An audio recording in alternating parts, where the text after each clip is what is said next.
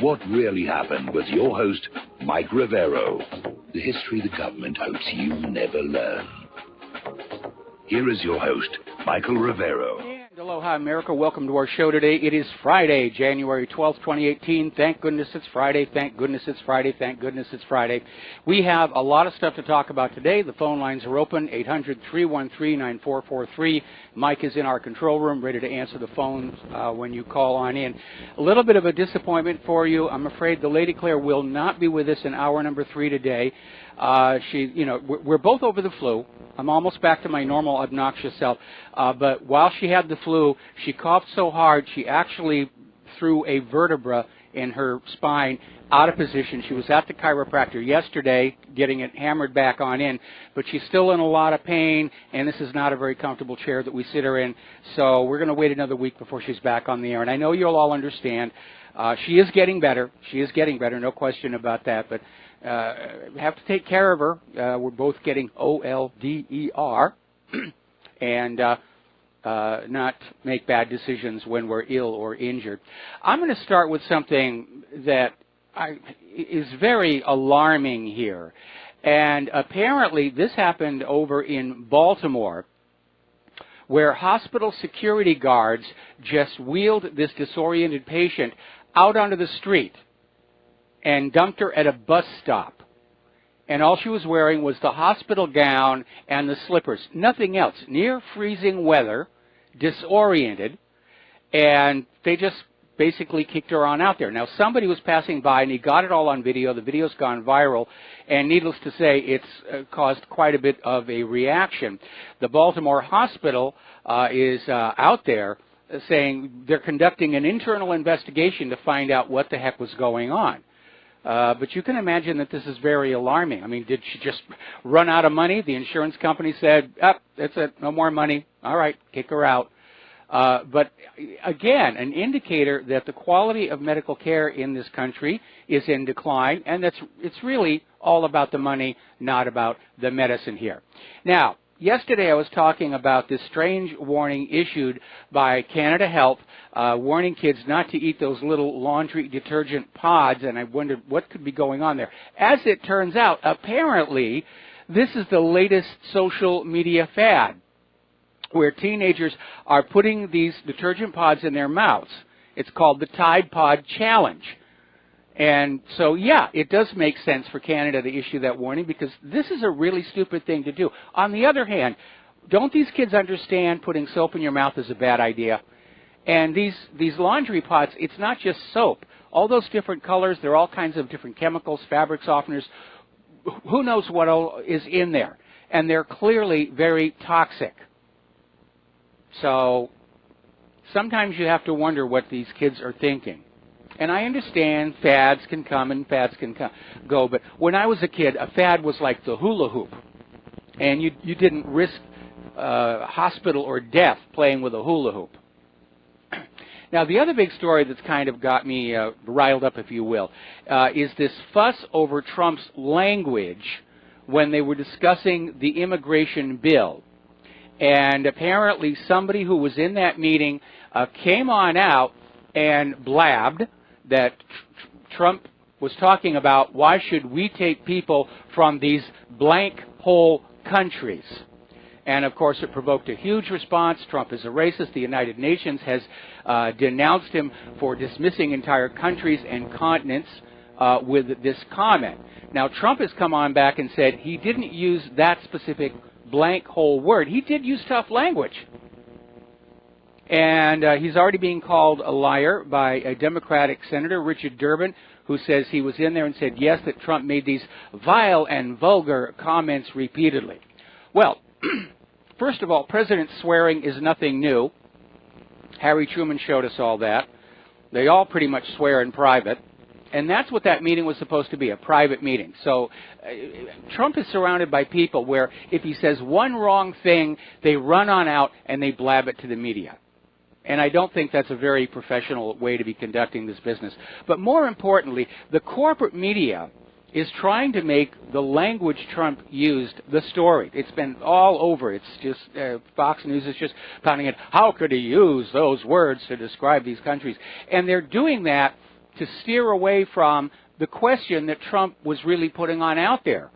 Why do we have any kind of an obligation to let people in from certain countries where the lowered living standards, high disease, people are coming in here with some social behavior that is not consistent with the United States? You've probably seen all these reports, people complaining that refugees are defecating in the streets and sidewalks. Why? Well, because back home that's normal behavior.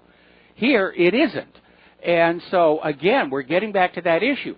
Should immigration be selective? And yes, that's just common sense. You don't want to let in the criminals. You don't want to let in people who are going to work to subvert our country. You don't want to let in people carrying contagious diseases. You want people with skills that will contribute to our economy and our society. That's just a normal, intelligent immigration policy. And that's what Trump is trying to implement in the face of the globalists. Okay, we're going to do a shout out to our on-air affiliates who are just now rejoining our network.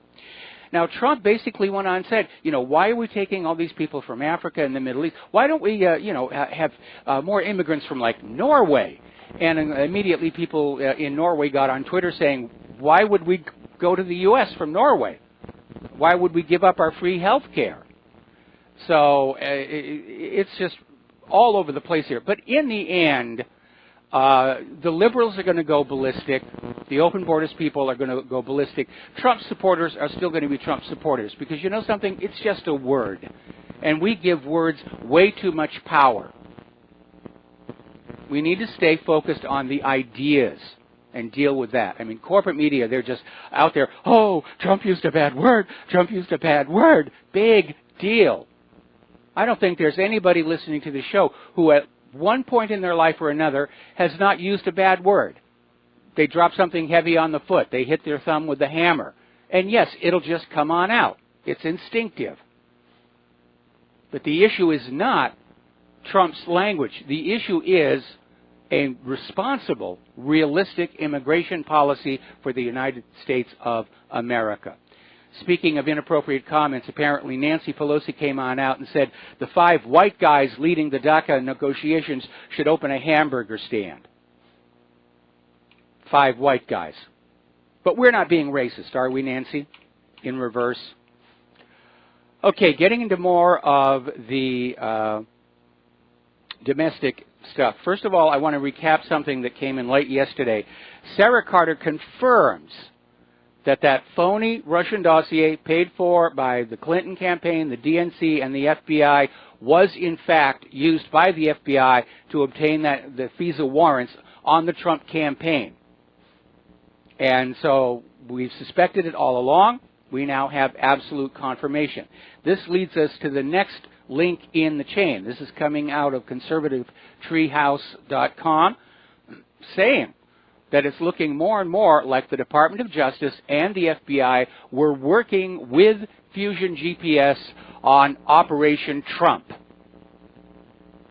There was a conspiracy between the Department of Justice, the FBI, and Fusion GPS to somehow come up with something that was going to get Trump out of the Oval Office. And it didn't work. But all of this, of course, is highly illegal. It's certainly unprofessional. And the involved people of the Department of Justice and the FBI ought to be fired. Those who have already left ought to be prosecuted.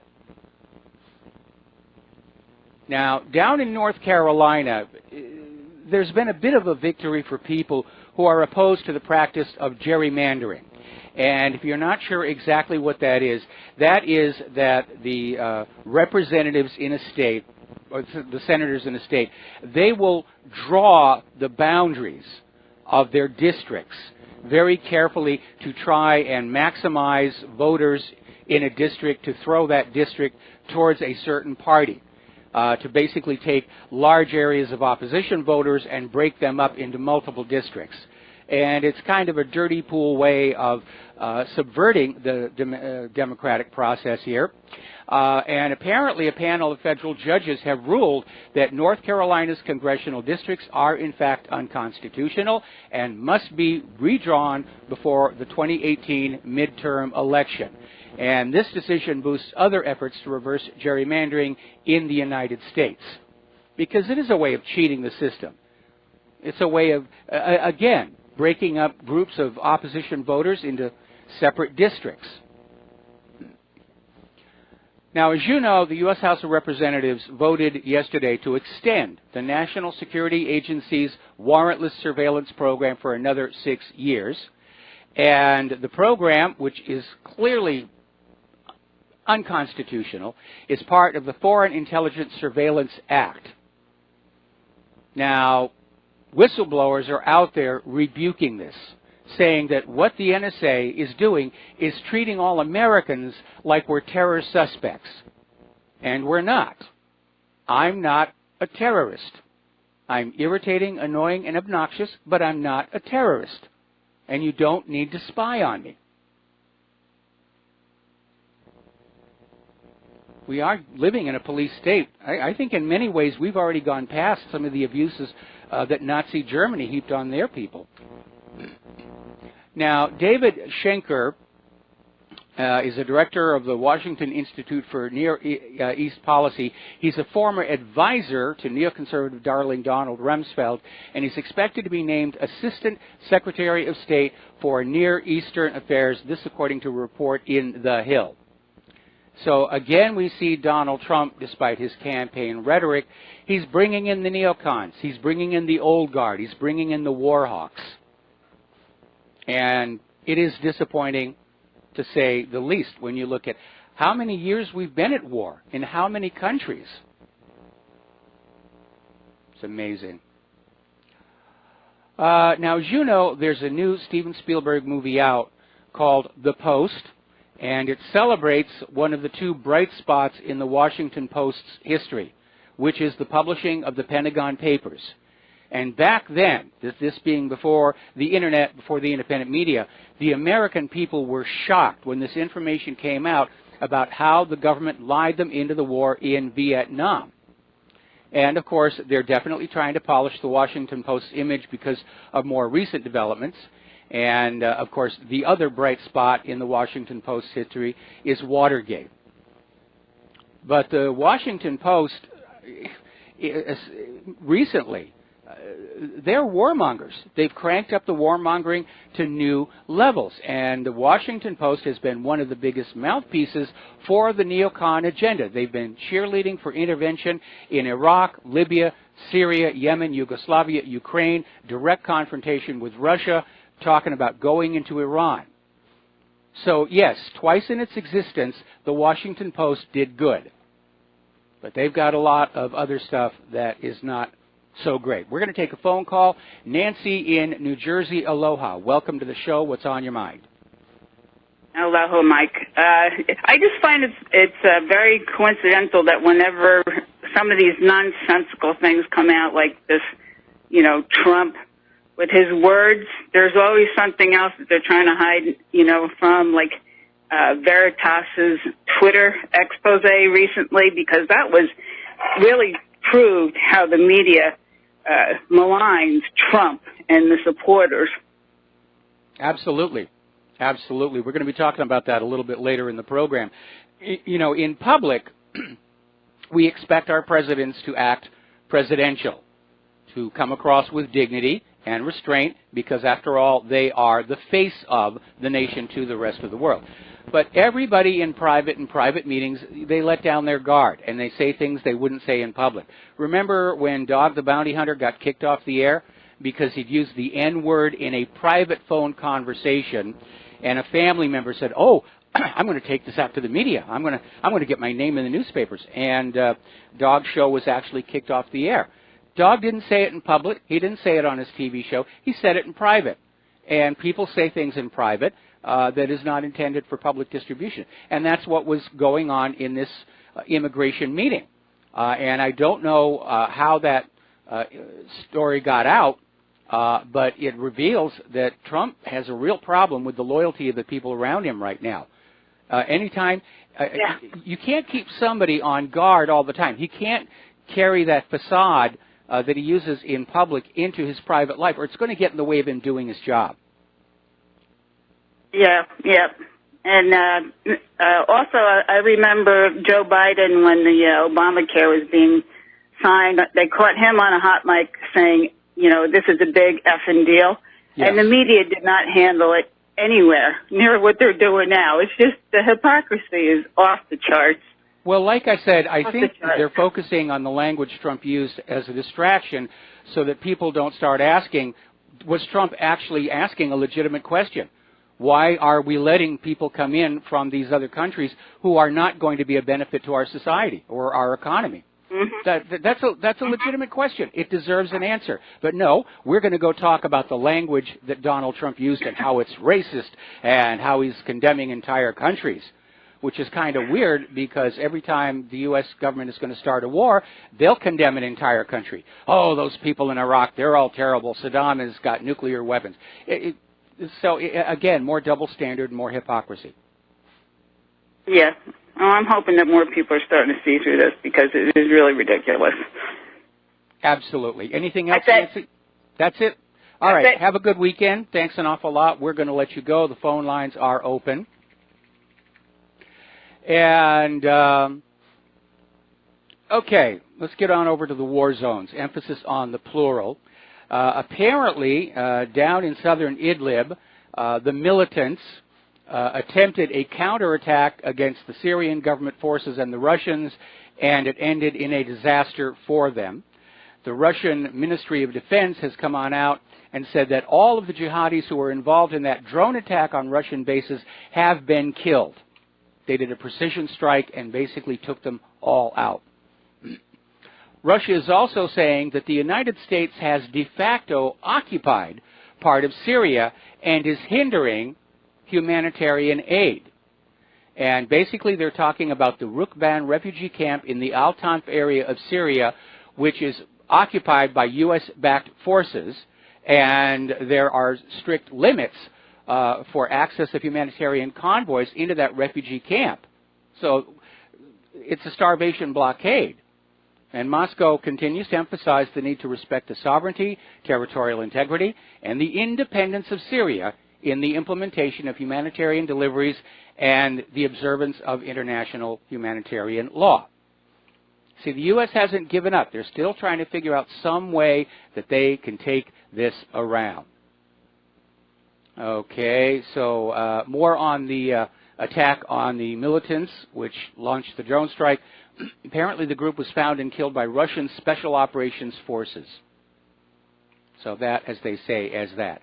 Now, interesting little article, and we touched on this a while back. This is over at Journal Neo. And we're seeing how the U.S. Is ramping up, escalating in Afghanistan. They're sending another 3,000 troops there. And again, remember, Donald Trump went on the campaign trail. He said he was going to get us out of Afghanistan. Another campaign promise that he broke to us all. But now he's poking at Pakistan. He's cutting off funding. He's saying it's a haven for terrorists. He's goading them. What? He's not having enough fun in Afghanistan? He wants a war with Pakistan? Well, actually, no. And we briefly touched on this the other day. You need to look at that Chinese-led Belt and Road Initiative. Washington, D.C. wants to stop it, because it will take business away from U.S. and European-owned shipping lines that are currently used to bring goods from China down around the Indian Ocean through the canal and up to Europe. With this Belt and Road, which is not only a road but a high-speed railway, obviously goods are going to be shipped by that because they'll get there faster. So Washington doesn't want that to succeed, and maybe getting into a war in Pakistan and re-escalating the war in Syria is a means of making that planned path a little too risky. It's all about the money. It's all about the money. Using war to guarantee profits. All right, we're going to take a break for commercials. We'll be back after these few words. Aloha America, welcome back to the show here. And I want to step back to Donald Trump's immigration meeting here. Somebody just sent me this article, which basically goes over the history of profanity in the Oval Office. Lyndon Johnson was very free with his language. And let's not forget all the redactions they had to do on Richard Nixon's Watergate tapes because of all the profanity on those. So it's just not a big deal. And I think they're trying to make a big deal out of it. They're hoping that our culture has become so politically correct that we're shocked at a word. Oh, my goodness, it's a word. Save me from the word. And again, because they don't want you focusing on whether the question being asked was in fact a legitimate one worthy of debate here. Okay, getting on back to the war zones. Over at the Department of Justice, Jeff Sessions may not be interested in the email server, may not be interested in pay-to-play, may not be interested in the Clinton Foundation. But by golly, he's going on the war path, not just against the marijuana, creating a new task force to take a look at drug trafficking and money laundering operations linked to Hezbollah. So now we're going to go after Hezbollah, because Israel wants Hezbollah gone to make it easier to invade Lebanon. So this task force is dubbed the Hezbollah Financing and Narco-Terrorism Team. Again, more hypocrisy. More hypocrisy. Somebody did a cartoon, Ben Garrison it was, and it shows Sessions tugging on a single marijuana plant. And the leaves are all labeled with the states where marijuana has been decriminalized. And behind him is this hedge with Hillary's face in it. And all the leaves are labeled pay-to-play, murder, espionage, email server, and the rest of it. And that's exactly what's going on. The deep state is protecting Hillary Clinton because they are all dirty. Whether it's the Uranium One deal or the Clinton Foundation or both, they're not mutually exclusive. Anyway. Getting on over to the Donbass, apparently, according to Zakharchenko, troops have been put on high alert out of concerns that the situation in Kiev may be deteriorating. And like so many other leaders in history, Poroshenko may, in fact, launch a war on the Donbass as much as for a distraction for his people as for any other reason. Now, interestingly enough, Ukraine's former prime minister is claiming that more than 8 million Ukrainian citizens have emigrated since the Maidan in 2014. And if he's right, it adds to growing suspicions that Kiev's claimed population numbers are utterly false. Governments do like to cook the books and rig the numbers. Let's take a phone call. Kathleen in Paris, aloha. Welcome to the show. What's on your mind? Hello, Michael. I called up to defend words. Okay. I don't think words are bad. I think your motivation can be bad. But a word by itself can be, no matter what the word is, and it can be just the right word in that place and at that time. And profanity is language that wipes off its hands and gets down to work here. But I want you to consider something. Consider a newborn baby. Okay? If you say any of these words to the baby with a smiling face, the baby will smile and laugh. They don't know that these words are bad. It's something you are taught. And you are taught to be shocked at certain words in order that the people who use those words have more control over you. Because you're having a debate, you may be winning the debate, and the other person launches a bunch of profanity at you, and you go into your conditioned dance, oh, I've heard a bad word, I have to do my dance of shock, and you stop thinking, and you lose the advantage in the debate. That's why it's done. These words are, you're taught to be shocked at words to give the people who use those words a little advantage over you. Huh. I didn't know that. Yep. But I just don't like this expression bad words, because I think like I said, can be the right word at the time. And in private, people are letting off steam. That's yes. a good thing. They didn't hit somebody. Yes. And it's been proven psychologically that it's good for us to swear. That if we keep things it's stress inside, relief. It relieves stress. Yeah. Okay? And especially in literature, when you're using certain language, you're building your character, so that people know that, oh, well, he said that, you know. But still, you're right. In private, we should be able to say what we want. Well, absolutely there. And again, we're giving these words too much power over us, and we need to stop. Okay? Anyway, Right. Thank you, Michael. Kathleen, got to let you go. Got to take a break for commercials. We'll be right back.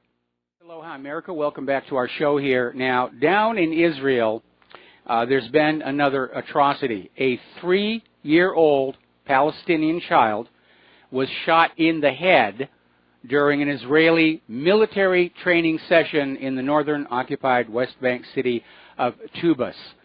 And according to a statement by the Palestinian Authorities Ministry of Health, the child was hit in the head with live bullets. Apparently he survived. It was a grazing shot. Was taken to Rafidia Surgical Hospital in Nablus, where his condition is listed as stable. But again, a military training session. What are they training these guys to do? Apparently not to check the targets before they pull the trigger. And apparently Israel has just approved $230 million for road construction in the West Bank. The roads, however, will be restricted to settlers only. Meanwhile, over in pardon me, there was an op-ed in one of the newspapers in Israel, literally calling on Israel to just nuke Germany and Iran, and basically saying it would only take 20 or 30 nuclear bombs each, and we can prevent Israel's destruction. And the author of this op-ed was Chen Ben Eliyahu, and he says, if Israel does not walk in the way of God's Bible, it will receive a heavy punishment of near complete destruction and doom, and only a few will be saved. You know, I've read the Bible. Germany isn't in there. It's never mentioned. Now, Trump has gone ahead and recertified the Iran nuclear deal, apparently because the Congress did not act to do more sanctions. But Trump has also announced this will be the last time. And the next time it comes up for recertification, he's going to decertify. So that is still happening in the long run.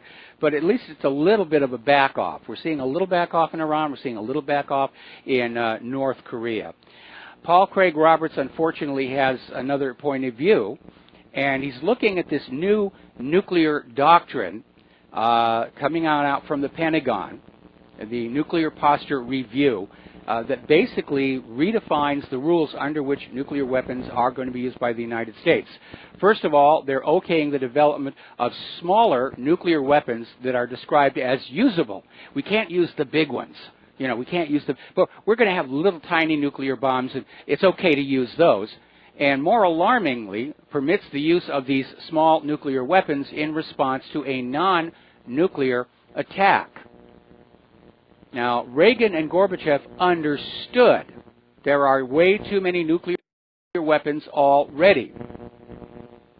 Some scientists have estimated that if either the United States or Russia were to detonate just 10% of their existing arsenals, it would be sufficient to destroy all life on Earth.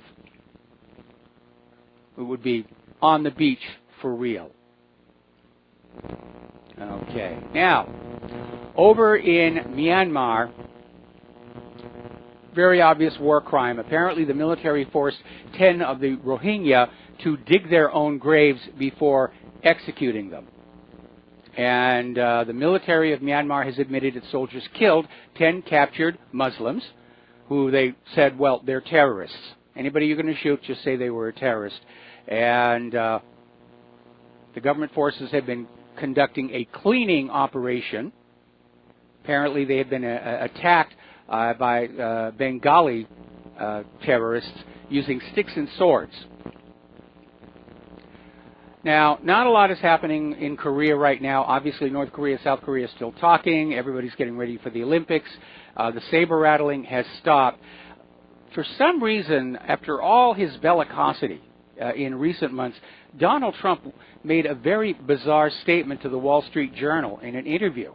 He said, I have a good relationship with Kim Jong-un. And I'm wondering, where did that come from? Because the way they've been yelling at each other, you would think it's hostility on display. There's no relationship. Now, we have been talking about government waste for a very, very long time. We've been talking about all the money that seems to have vanished into the Pentagon that nobody knows where it went. And finally, after all these years of war and money, they're finally starting an audit over at the Pentagon, and what they're finding is absolutely frightening. And just to give you one example, an initial Army audit found 39 UH-60 Black Hawk helicopters that were not properly recorded in the military property system. We're talking $830 million of helicopters that weren't showing up on the inventory. They were just sitting out there. Apparently, the Air Force identified 478 structures and buildings at 12 installations that were not listed on the real property system. So, apparently, the military has been buying a lot more weapons and stuff, and they just forget where they put them. Gosh darn, they were here last week. Well, we'll just go to Congress and ask for more. I think we should cut any further increase in the military budget. In fact, we should cut it back. We don't know how many weapons they've got out there. They could have all kinds of bombers and missiles. They could even have Navy ships that aren't showing up on the official inventory because of poor tracking. It might turn out that the U.S. military is actually quite a bit larger, in which case they don't need any more of our money. Now, getting into the economic news, food stamp usage has fallen by 2 million during Trump's first year in office. And 2 million is an impressive number until you look at the total numbers, which is somewhere between 30 and 40 million. But it's going down. And it is a reminder that most people don't want to be on food stamps. If they don't have to do that, they don't want to. When I was a kid, when I was growing up, anybody who was on welfare or any kind of assistance was looked down on. You were socially inferior. And people just didn't want to have to deal with that. More good news for the economy here. Because of the new GOP tax plan, Fiat Chrysler Automobiles is going to move the Ram production of the Ram pickup truck back to Michigan from Mexico. Now, we don't know what Mexico is going to say about this and whether Mexico will try and counter it with tax incentives on their end. It'd be kind of interesting if we got a tax decrease war going among all these countries. Oh, I have to lower taxes to attract more business. No, we have to lower tax. No, we have to lower taxes over here. That would be cool. Now, Walmart was quick to get on out there on the public relations bandwagon following the increase of the minimum wage, and saying that they were raising the starting hourly wage to $11 an hour and expanding employee benefits and offering workers bonuses of up to $1,000 in response to the Trump tax cut. What was left unsaid is that on the very same day, they were closing hundreds of Sam's Club stores nationwide and laying off thousands of workers. So we still don't even know if our local Sam's is open or not. We're going to have to find on out. Meanwhile, Nancy Pelosi is out there flapping her gums again. She's trashing the tax cuts. And basically, remember, she's wealthy. She's the 15th richest member of Congress.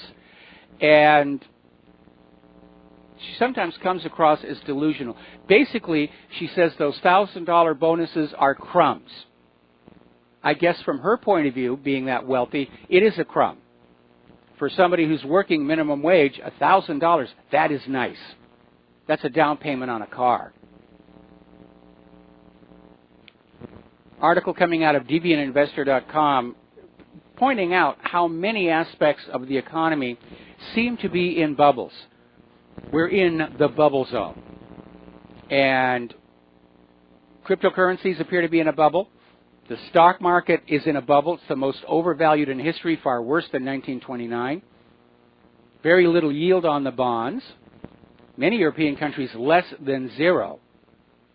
And some places real estate is starting to drop. But silver is still holding steady. Apparently it's not considered important enough to bubble up or manipulate. Now that's not always been the case. Back in the 1990s, there was a huge scandal of silver manipulation back then. So you have to keep an eye on the numbers. But there are bubbles. The manipulators love to rig the system. And they'll run up the bubble and they'll get out when it's at the top, get their money, get their profits. The bubble pops and everybody else is left holding the losses. Anyway, Canada has now formally complained to the World Trade Organization saying that the United States is breaching trade rules. And basically, the U.S. is saying the move is ill-advised, which sounds vaguely like a threat. So the complaint challenges Washington's use of anti-dumping and anti-subsidy duties, according to the World Trade Organization.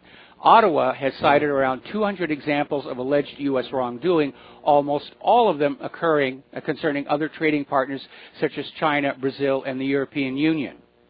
And Canadian Foreign Minister Christian Freeland said the legal action was in response to the unfair and unwarranted U.S. duties against Canada's softwood lumber producers and is part of a broader litigation to defend its forestry jobs. Now, this lumber issue has been going on for a very, very long time. Obviously, if there's one thing Canada's got a lot of, it's trees. And they like to harvest those trees and they like to export them. But the U.S. is engaging in protectionism to keep Canadian lumber out of U.S. markets, even though the U.S. is already starting to run out of forests. I remember when I lived in Washington State, the debate going on, those lumber companies, they wanted to harvest those old-growth forests. They wanted that timber. Do you remember after the Mount St. Helens volcano exploded, the lumber companies actually went on in there and knocked the volcanic ash off the trees that had been knocked over, and they harvested those. So we don't really have a surplus of lumber here, but still we got to keep those Canadian trees out of here. And apparently that's what this argument is all about. Interestingly enough, it's just come on out that right after Trump won the election, George Soros bought a huge stake in Goldman Sachs, just under $15 million. And that was a big change to the portfolio. So one wonders what's going on over there. We've been talking about this push for what's called a Medicaid work requirement. And the idea is that if you are on Medicaid, you have to have a job or you have to be doing volunteer service. You can't just sit at home and collect the benefits of Medicaid. And a lot of people think it's a good idea. They claim it's working up there in Maine. A lot of other people are saying it basically doesn't recognize the fact that some people on Medicaid are unable to work because of infirmity, injury, or maybe they're caregiver for somebody else who's also on Medicaid. But apparently, we're getting a comment from Seema Verma, administrator of the CMS, saying that the initiative will get Medicaid recipients out of poverty. So that they're pushing it as this idea, we're going to force them to not be poor. But apparently over at the Rights and Democracy Healthcare Justice team, they're saying this is a sinister move because it's basically labeling the poor and ill as some kind of deadbeat. Now, here is where I get a problem with this idea. We're going to force them to get jobs. What jobs? I mean, we've been hearing about in several states where recipients of food stamps, you got to get a job. You got to go on out and do something. There are no jobs out there. And with the illegal immigrants and the refugees pouring into this country, there is a huge surplus of workers for whom no jobs exist. And then on top of that, we have companies like the burger chains and everything are starting to move toward more automation, robots instead of human cashiers. So it's all well and good to stand up there at a podium, wave the flag and say, we're going to get these people out there to get jobs. The missing part is what jobs? They're not there. And yes, it's good that Fiat Chrysler is bringing the Ram truck production back to Michigan, but that's only a few thousand jobs against an estimated real unemployment of almost 40 million Americans who have not been able to find a job for months, if not years. So there's a lot of rhetoric out there, but there are big chunks missing to these solutions. Most people want to have a job. They want that self-respect. They don't want to be dependent on other people. But the jobs just are not there. And more, we're finding the system rigged against entrepreneurial activity and small businesses by the big corporations. It's getting grim out there. Okay, apparently Donald Trump has now canceled his planned visit to Britain next month. He was going to go open the new U.S. Embassy. There are fears of mass protests, and a lot of people are saying that a new U.S. Embassy probably, it's a controversy in and of itself, because apparently Obama sold the existing embassy for peanuts, and he built a replacement for basically $1 billion. But the embassy move plan was announced under George W. Bush. But Trump is going to call it off because he's concerned about massive protests. I guess it's probably more the city is concerned about mass protests. London's Mayor Sadiq Khan is out there talking about Brexit, and he needs to be more careful checking his language, because he came on out with a statement that Britain will probably leave the European Union, and that tagged him as a likely remainer, but he basically came on back and said he's not in a state of denial. He accepts that they're probably leaving the European Union. But people are very angry that his bias to remain in the EU, to remain with the globalists, is showing. Now, meanwhile, down in France, there's a growing anger against Emmanuel Macron because of his plans to harden the country's immigration laws, with members of the opposition and charities accusing the government of planning mass deportations. There's a problem. How are you going to solve it? We'll be right back. And aloha, America. Welcome back to the show here. And it's obvious the globalists are trying to shove refugees into all these other countries, blur them together, and then create a political fuss to make it impossible for these countries to send these people back home. And it's a very obvious pattern that we're seeing. It's literally a fight between globalism and nationalism. And I'm opposed to globalism. In fact, I'm opposed to large governments in general. The larger they get, the more abusive they get. That's been the lesson of history. Now, over in Mexico, their Interior Minister, Miguel Angel Osorio Chong, is resigning from his post. He's going to run for a Senate seat in the July elections, and basically wanted to get on out of that Interior Ministry job because of the out-of-control crime, soaring murders, drug murders. It's really out of control down there. There are 5 Mexican states that have been put on the do not travel list by the U.S. State Department. It's the same list as places like Libya and other war zones. And it sort of illustrates what can happen when the druggies get a little too powerful politically. We're already seeing drive-by shootings here over drug turf. The war on drugs is really the war on the competition's drugs. Now, here's something that's a little bizarre. Apparently, in the United States, and I've heard of this before, but somebody wrote about it, so we're going to do it. Apparently, if you are sent to jail and you have money, you can get nicer accommodations. If you're just some poor guy got caught robbing a 7-Eleven, you're going to go into the general population.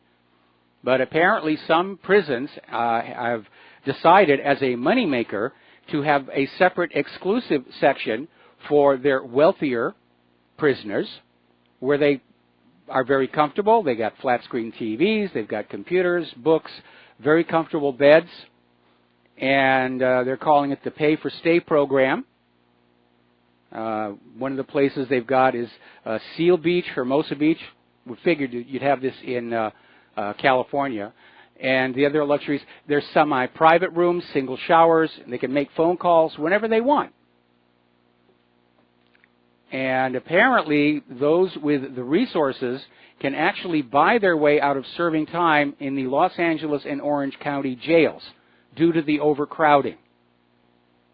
The jails are so crowded. If you've got the money, well, give us the money, we'll forget about the rest of your sentence. Doesn't sound like a very just system to me. And, of course, we know that there are actually federal prisons that are set up special for the elites, the club feds. So we are a stratified society. There are the elites, the haves, the wealthy, and there's everybody else. Okay, we're coming up here on our station identification, and we'll be back after these words from our sponsors. Do join us on the air, 800-313-9443. We'll be right back. Aloha, America. Welcome back to our show, hour number 2. The phone lines are open, 800-313-9443. And I know I'm skipping around here a lot, but the corporate media is still fanning up on this thing about Donald Trump talking about letting these people in from these blanky countries. And Tucker Carlson, I really like Tucker Carlson. He has a way of just getting right on down to the core of the issue. And he's saying all Trump did was tell the truth because there are countries that are pretty crummy. Haiti, El Salvador, and Tucker said, this is a direct quote, if we've gotten to the point where we all have to pretend that every country is exactly as nice as every other country, then we're being dishonest. And he's absolutely right. And he goes on to say the people who left those countries left them because they're not nice places to live. So Trump was telling the truth. And again, the reason they're making a big deal over the language that he used, or is alleged to have used, is to distract Americans from looking at that question. Why are we in any way, shape, or form obligated to allow people to come live in this country who are not going to be a benefit to our society, our culture, and our economy? That's a question I hope all of you will bring up in your discussions when you're talking about this issue. We need a responsible immigration policy. The good people come in, the skilled people come in, the people willing to assimilate to our culture and our laws get to come on in. The gang members stay out. The criminals stay out. The infected stay out. Common sense. Absolute common sense. All right, let's take some phone calls here, and we're going to start with Nathan in Northern California. Aloha. Welcome to the show. What's on your mind? Oh, hi, Michael, and Happy New Year. I'll make this real brief. It's about Hillary Clinton and her emails. Yes. I don't understand. Well, I actually do, but I think we all do. But from a practical point of view, Hillary Clinton has classified emails on one or more of her servers, and she's not been indicted or arrested or whatever. It's like if there's a stolen car in your driveway and the police come by the day after it's stolen and they see your fingerprints all over the door, they see fingerprints inside the car, they see that a screwdriver has been used to jam into the ignition switch. Claire's alibi checks out just fine, but your story is pretty shady about where you were at 6 o'clock at night. You know, it's obvious you did it. Yes. And the DA says, well, I love Michael's show. You know, we'll let him slide or whatever. But 2 months later, he retires. The new DA comes in and says, I don't know about this kind of nonsense. Get him, you know. and off to jail you go. And while you're in jail, they find fingerprints on 2 other cars on the other side of the island, and it looks like you were up to some more skullduggery. Mm-hmm. And you know, the Bundys were in jail for like a year and a half, 2 years. Yes. What is the problem? It's very simple. It's not about the investigation. The results are there. Why won't they indict her? Well, because Hillary and Bill Clinton are in a position to literally blackmail the entire United States government. And there were indications last year during the campaign that Hillary was literally sending out messages saying, you know, if any of this stuff comes down, I'll blow the whistle on all the government-sanctioned drug running, gun running, and apparently so many people were caught up in this web of corruption. They're all scared right now. She's got them by the short and curlies. And that's why we continue to see, even with all of this evidence as to what's been going on. And beyond that, of course, I still have my pet theory about what was really going on with the email server and the Clinton Foundation. And if that ever came out publicly, that's a scandal that would discredit and delegitimize the entire government, and it would come crashing down the way the Soviet Union did. So these people who are protecting Hillary, they aren't protecting her because they like her. Most of them absolutely loathe her, but they're protecting themselves. Right. I agree with you 100%, Michael. I really do. And all I can say is it's raining crime around Jeff Sessions, and, you know, he's like a deer in the headlights. He's doing nothing. And then they keep saying, well, that marijuana. He's going to get those weed heads. Going to get Hezbollah. Yeah, get those weed heads. My goodness, the country's going down the drain if we don't do something about it. The country is going to pot. Thank you very much. The country is going to pot. All right, thanks an awful lot, Nathan. We're going to let you go and switch over to Joe in Rhode Island. Aloha, Joe. Welcome to the show. What's on your mind? Hi, Mike. Mike, I wanted to ask you what your thoughts were on the integrity of our voting system nationwide. Donna Brazile, I think that's her first name, Donna Brazile. Yes. The Democratic chairwoman there. She, I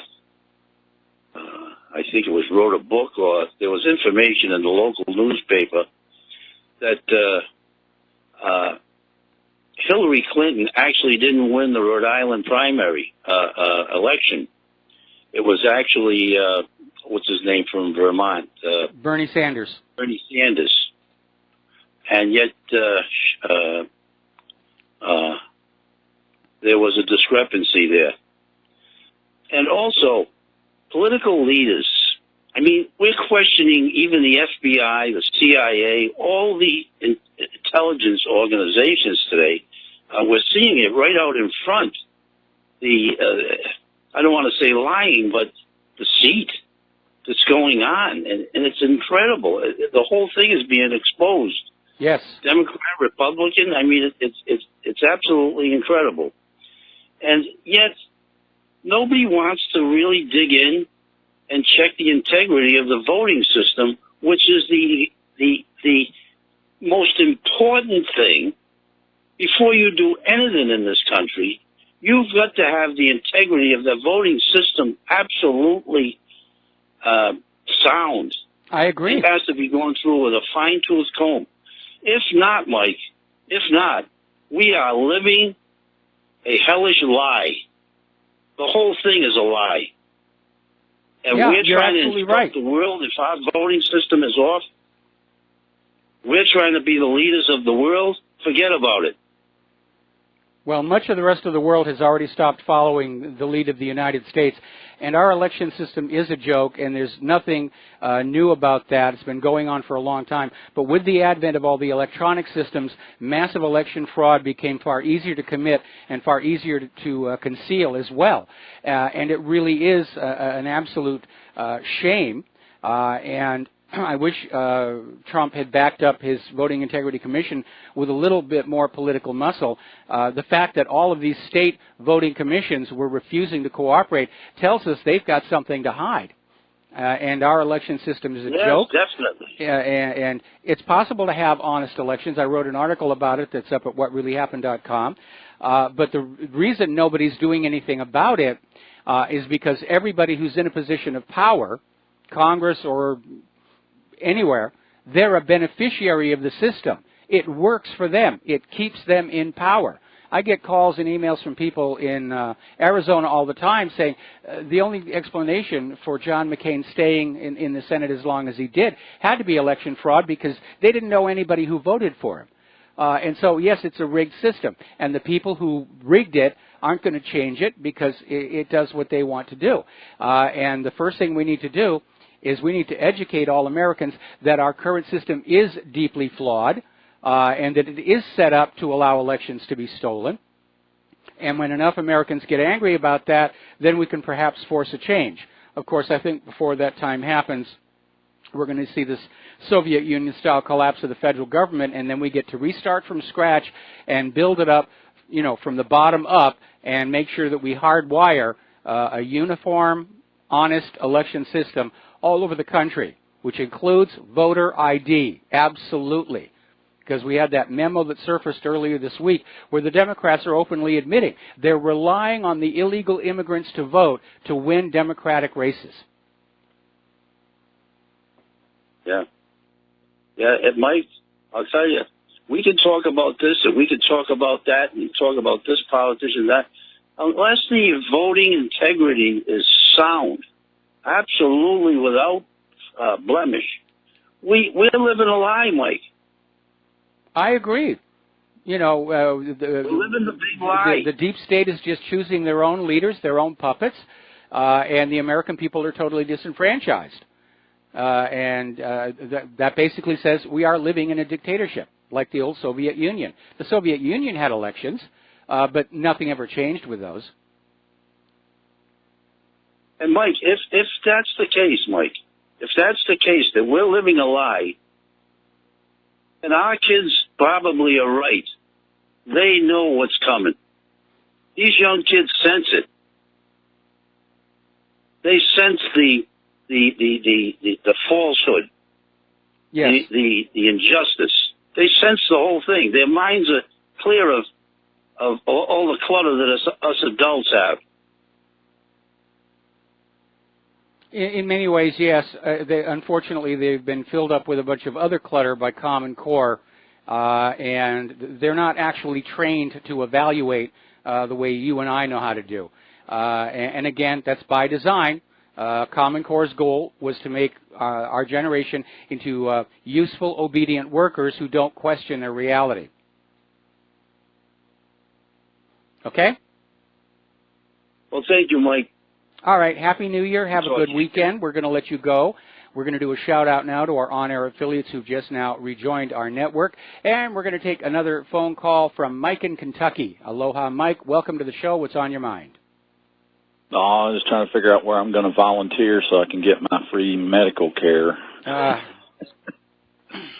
in Kentucky. But no, you was talking about Trump facing a lot of protests in London.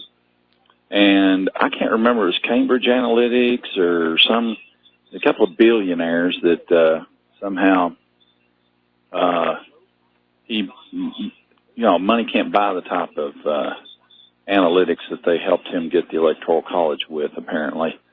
But there was a story out from Mass Private Eye about Elucid, the 50,000 apps that police are using in, I guess, the state of New York or New York City to monitor the public's sentiment about, opinion about police, how safe they feel or whatever. So you can imagine that the Bobbies, the New Scotland Yard, and what is it, MI5 is equivalent to the FBI, yes. MI6 is equivalent to the CIA. Yes. They're probably at least as sophisticated about looking at the overall temperament of the people over there. And when the news was flashed on the TV that Trump's coming to dedicate the embassy, they could strategically be monitoring people's sentiments that they got on social media and posted stuff or whatever. I think Facebook did an experiment. The only reason we know about it is that they published it with a California university on how they could filter people's feeds to see if it affected their attitude or their posts, public, positive or negative. So I think they've been increasingly scientifically looking at public opinion and manipulating it. So they know it's probably a little dangerous for Trump to go over there. It's just going to cause a lot of ruckus. Well, that's certainly been very obvious, and they didn't need to do much scanning of social media because there have already been a lot of people just out there, in public just saying, I don't want Trump to come here. And there's this big stink, of course, over the upcoming royal wedding that I guess Trump is still not invited to. So our special relationship with Great Britain is under strain. Well, but you know how they can amplify opinions that they want to amplify and try to influence the public. But a lot of times the public doesn't go for it. If the large mass of people out in flyover country just don't give a crap about what people in New York say, then they can put all this junk on CBS all day long, and it's not going to change, how it plays in Peoria. We saw that last year during the election. The corporate media was fully on board with Hillary Clinton. They were in full attack mode against Donald Trump. Everything was being rigged to favor Hillary Clinton, but the American people still voted Trump into that White House. And that's a real reason why they're in such a panic to get rid of him. Donald Trump is proof that they're losing control of this system. They've enjoyed total, complete control of the media and the elections for decades now, going back at least as far as the Clintons. And for an outsider to get on in, it was a shock. And even the GOP hates Trump because he's a symbol. They lost control of their own party. They were not able to choose the candidate. It's not really a precedent, though. And, the party split quite a bit before the Republican Party was even formed. I forget the names of the parties. Antebellum America had two different, Tories and, I think there was two different parties during the Revolution than there was. Oh, there was a lot more than that. There was a lot more than that. Anybody could get together and form a political party, and there were dozens and dozens.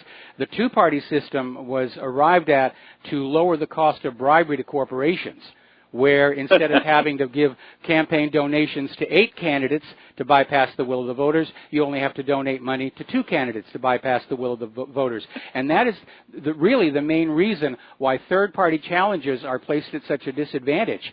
The rules are set up to make it much harder for a third party to get in there on the ballot in the first place, let alone get elected. It's another way the system is rigged. The last billionaire to get anywhere was, what's his name, Ross Perot, with his graphs and charts and his vice president that said, "Why am I here?" And yes. It was just basically, they played him being stupid, but he was asking the people, "Why am I up here if these two parties are doing their job, or doing, we wouldn't be up here." And of course they took that and destroyed the campaign with that. Yes. Then they destroyed Pat Choate, and because he was, they did a number on For the People Radio Network, just kind of like they did with the Tea Parties back then, when Pat Choate became the running mate for Ross Perot. Man, they just trashed. Remember when Anderson ran? Remember when Anderson ran as a third-party candidate? And they just chopped him up. I'm trying to remember that. That would have been back in the 80s, I think.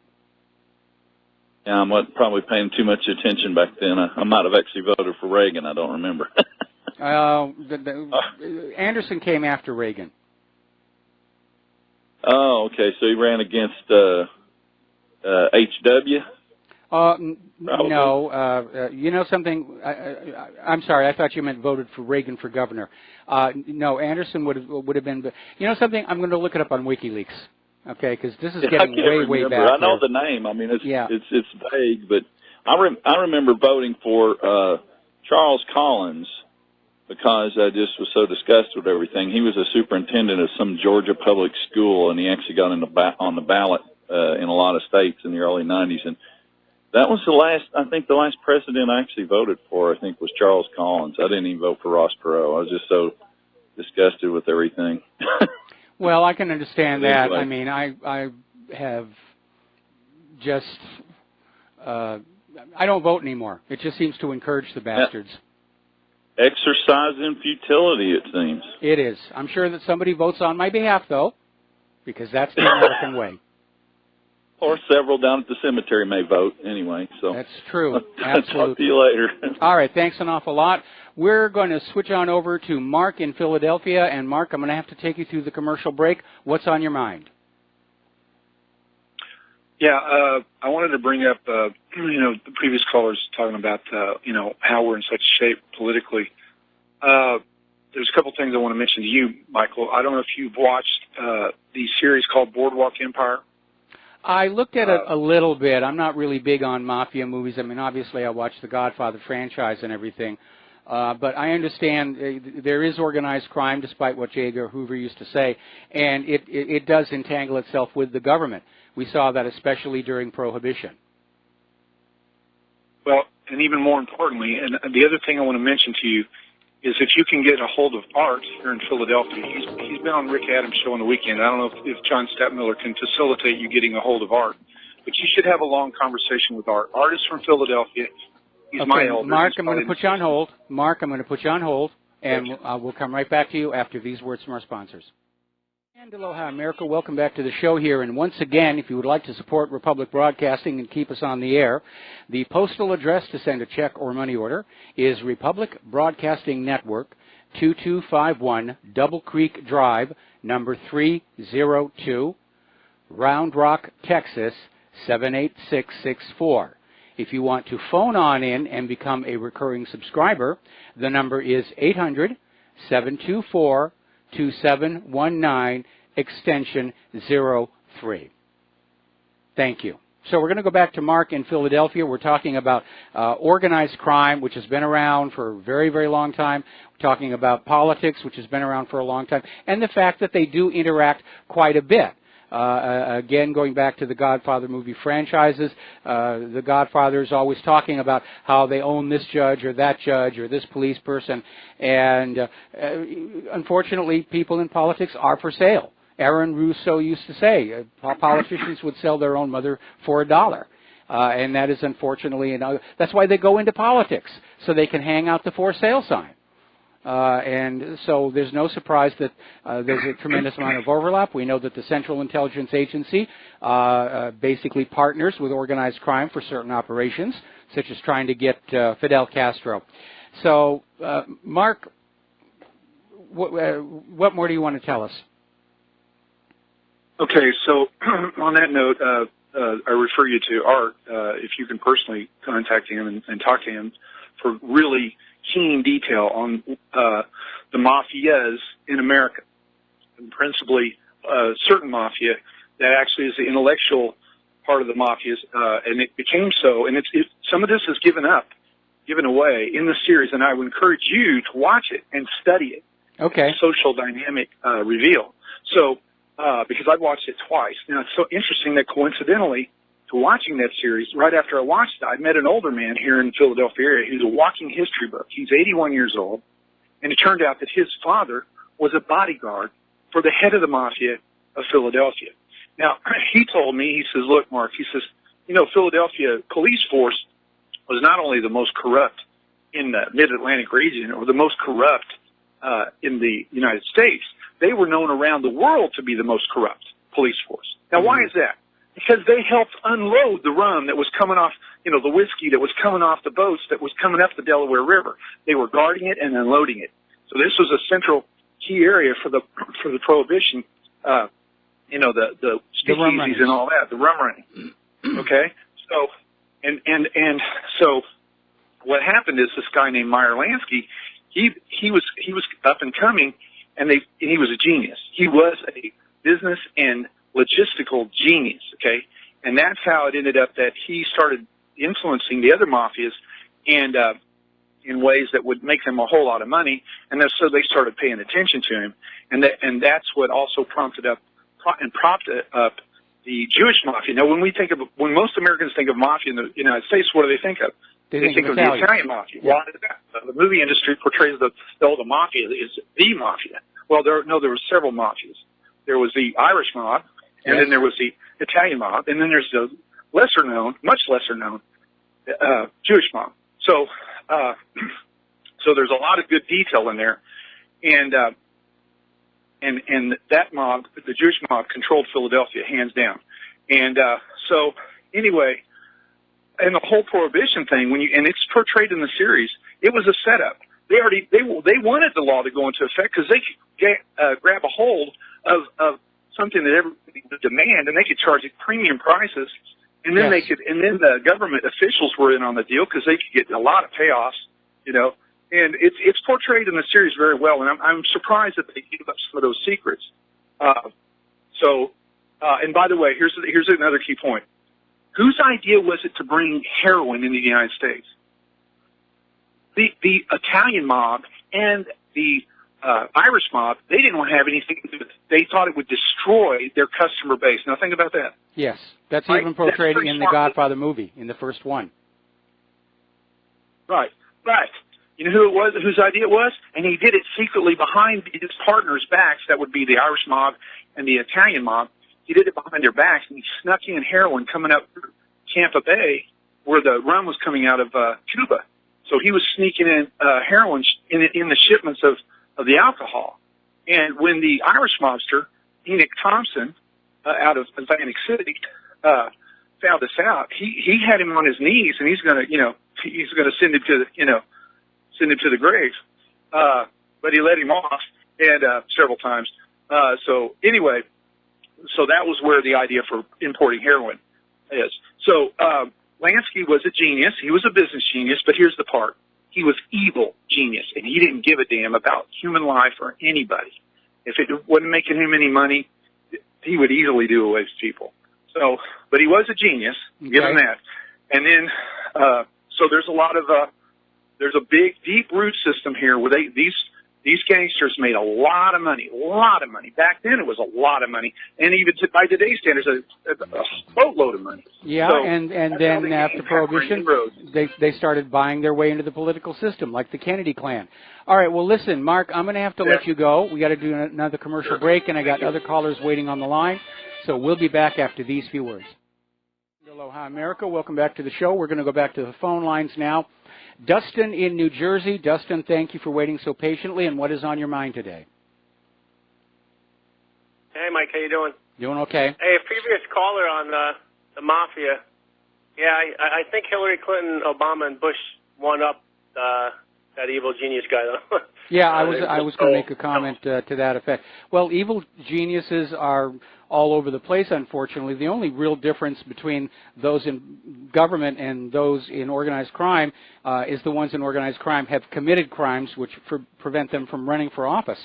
And but then they try and get their children to run for office. And again, that goes back to the Kennedy clan, where after Prohibition was over and old Joe Kennedy was insanely rich, he spent that money getting his 3 sons into politics.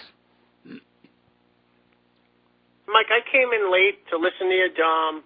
What do you make of this NPR woman calling Trump a Nazi terrorist and the Immigration Services Gestapo and, Trump, saying what he said, or if he did say partially, or, I mean, why can't everybody Trump needs to do one thing, be quiet, do your job or try to get some things done. Everything's falling apart in this country, Mike. I mean, it's bizarre. It's like one thing after another. Well, you're absolutely right, but what's going on with the lady at NPR and a lot of other people in the media is they're trying to make it look like what Trump said was shocking, because right now the average American person is looking at this immigration issue. They're seeing what's happening in Europe, and they're saying, yes, there has to be a responsible immigration policy where there is a process by which people come into the United States. They're vetted. We make sure that they're going to be a benefit to society, and then we welcome them in with open arms. And those who are not good people, we send away. But the globalists are out there trying to just keep this flood of people crossing borders anywhere they can. They can't make a rational argument why we should allow MS-13 gang members and people with contagious diseases, people fleeing prosecution into our country. So all they can do is stand there and scream, "You're a Nazi, you're Hitler, you're racist, you're this, you're that," and trying to just basically win through sheer volume, just shouting him down. And they're trying as hard as they can to basically not allow the American people to evaluate this issue on its merits. Yeah, this is why we're a declining empire, Mike. That's partially, and also, if you look, those areas like Africa, there's some nice spots, but if you look, China at least is going in there to build up infrastructure and stuff. That's how you bring prosperity to people. Look at, we created the crap holes in the Middle East, right? Yes. I mean, Iraq, Libya, and not all of Syria, but a portion of it is a crap hole.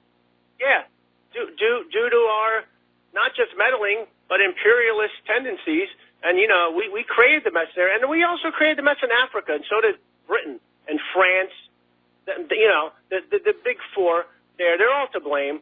It's just sad. The money we spend on all these weapons and stuff could have built up infrastructure in Africa and, had mining industries there. Well, what about infrastructure here? I mean, if you're going to have a working, functioning economy, you have to create an environment and an infrastructure where people can trade their skills and labor for money to pour into that economy. And as our infrastructure continues to deteriorate, people are having a harder time getting to work if they're lucky enough to have a job. Trucks are having a harder time delivering products. They're wearing out their tires and vehicles a lot faster. The support isn't there for America to go back to work. Let's spend the money there. That leads me to my next point, Mike, and you're absolutely right, is what's the deal with Sam's Club all of a sudden closing their doors? I know not all of them, but yeah, well, I did confirm in the next 14 days, right? Yeah, they're closing a whole bunch of them. It was without any warning whatsoever. And I've just found out that our local Sam's is still open, at least for the immediate future. But we had this story we ran up here. A town up in Alaska has fallen victim to the big box in that Sam's Club came on in. The small local businesses went out of business. They're all dependent on Sam's Club, and now it's going to be closing later this month. And so they're now in a panic where they've got no place to go to get the supplies for their business other than to order it air freight from the lower 48, which is going to drive their costs through the roof. So it is. We're starting to see the system come apart. And you know what's sad, Mike?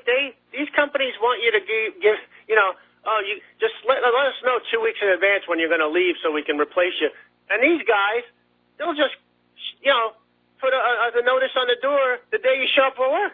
I mean, they just don't give a crap. Our portfolio, and this or that. I mean, they just don't give a crap about the average worker. Well, they never did. And it's not just Walmart. When you have a huge surplus of potential workers out there, all the millions of unemployed Americans, all the millions of unemployed immigrants, all the millions of unemployed refugees, business owners feel that they can get away with this kind of thing. If you're going to complain, fine. Go away. There's somebody else waiting to take the job. Let me tell you, Sam's Club has a lot. I mean, there's a lot of people that work there. They're all going to be on unemployment for a while, and if there's like you said, the big box store is the only thing you got in the town, because all the smaller stores, pulled out, then you're screwed. Yeah, basically. I mean, you're going to be living in communities where you cannot get the things that you need to get. And even here in Hawaii, we're already at a point where more and more of what I need to keep this studio operating, I have to order from the mainland. I have to be thinking weeks and weeks ahead, and sometimes it can take a month for a package from the mainland U.S. to get to our home. And that to me is not a smoothly functioning system. Yeah, it does feel like it's coming apart. All right, thanks, Mike. All right, thanks an awful lot. We're going to let you go.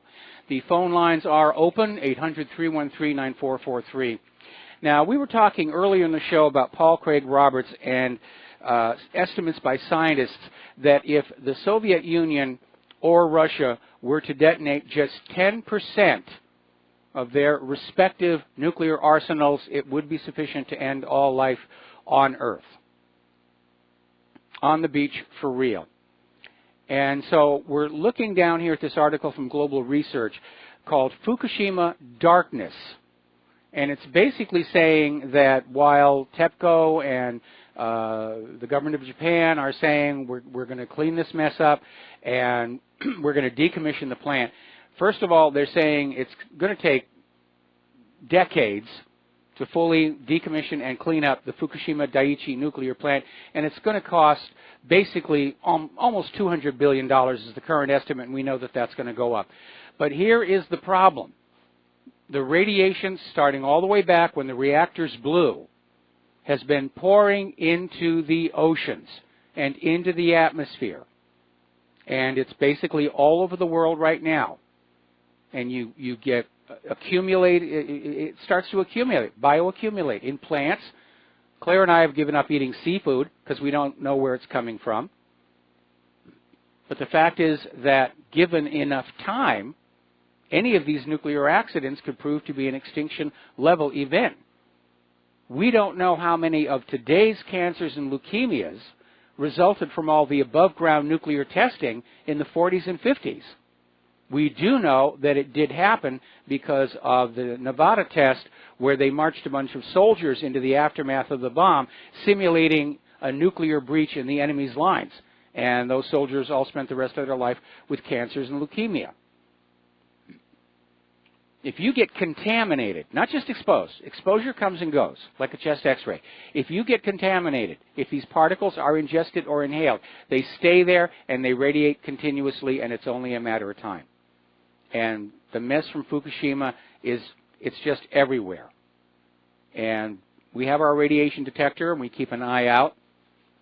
But yeah, this stuff takes a very long time to go away. Some of those isotopes last millions of years. All right, here's another story of police overreach. This is from Clark County up in Washington State. And apparently there was this family suffered a home invasion by the police who took their children away from them. The adults were assaulted by the police. The female was choked to unconsciousness. And apparently these were officers with the Vancouver Police Department. And it looks like they got swatted because according to the family, a call was made from Kentucky claiming there was a domestic dispute, so officers were dispatched to the house. And the caller, the swatter, stated that the woman's hands, her name was Stephanie, were broken. So the police dispatch basically said, violence on the scene, wife has been injured. But on the tapes of the police dispatch, the police are acknowledging there were no injuries to the wife's hands or elsewhere, but the police really didn't care. They just went on in, they were just marching around, and after more than an hour of politely asking the police to leave, Aiea began filming, Aiea Petrenko. And the entire time, the couple is demanding to see a warrant, and they're told by the police that they don't have to have one. And the police insisted something had to be wrong. And because of the suspicion of domestic abuse, they had a right to enter the house without a warrant, believing the welfare of the child or mother was in jeopardy. But everyone was fine. The only people posing a threat to the Petrenko family were these police officers. And so apparently Stephanie was assaulted. They put her in a chokehold until she lost consciousness. And they took the children away. And the children are still not being returned. Even though there was a family member who wanted to take the children were given over to Child Protective Services. And apparently when it was all over, the police officers confiscated her iPhone and erased all evidence of their shocking abuse of power, including the statement that no warrant was needed to forcibly enter the home. What they were not aware of was the video had already been uploaded to the cloud. And that's why it's out there for people to look at. Now, I remember a story a little while ago. The school board president for Vermilion Parish in Louisiana, the school boards basically had a meeting in which the teachers were complaining that not only had they not received any pay raises in a reasonable amount of time, they questioned a rather major pay raise given to their boss. And there were words, and it wound up with the teacher being basically handcuffed and taken on out. And apparently ever since then, the school board's office has been hit with a whole bunch of death threats, apparently some as far away as England, South America, and Australia. And the school board's office has had to go on lockdown, and apparently the FBI is now investigating. There's a lot of anger and tension out there. A lot of people, we've reached the breaking point. That's the thing that worries me the most. We've reached the breaking point. All it's going to take is one more thing. It's going to start happening. Okay. Let's get back to the Bundy case. The Bundy case was all about land. The Bundy case was not about the desert turtle. It was not about grazing rights. It was not about any of that stuff. It was about land, about driving the Bundys out of business so the ranch land could be seized without paying a fair price for it. And this went all the way back basically to 2013. And as you know, the case has been thrown out of court for prosecutorial misconduct. It was dismissed with prejudice. The Bundys cannot be tried again. They spent a year in jail. They're free now. The government spent $250 million, with a B, of your tax dollars going after the Bundys. In terms of all the money spent during the standoff, all the equipment and everything had to be sent on out there. Sniper teams, undercover informants, surveillance cameras, $250 million. They could have bought the ranch for a lot less. Okay. All right, let's take a phone call. Naisei in northern Minnesota. Aloha. Welcome to the show. What's on your mind? Bonjour, Neen, sir. Thank you very much for taking my call. A couple questions in the preface of all of this. How many days are in a lunar month calendar? Do you remember that? I think it would be 28 per month, and I know. Correct. Yeah.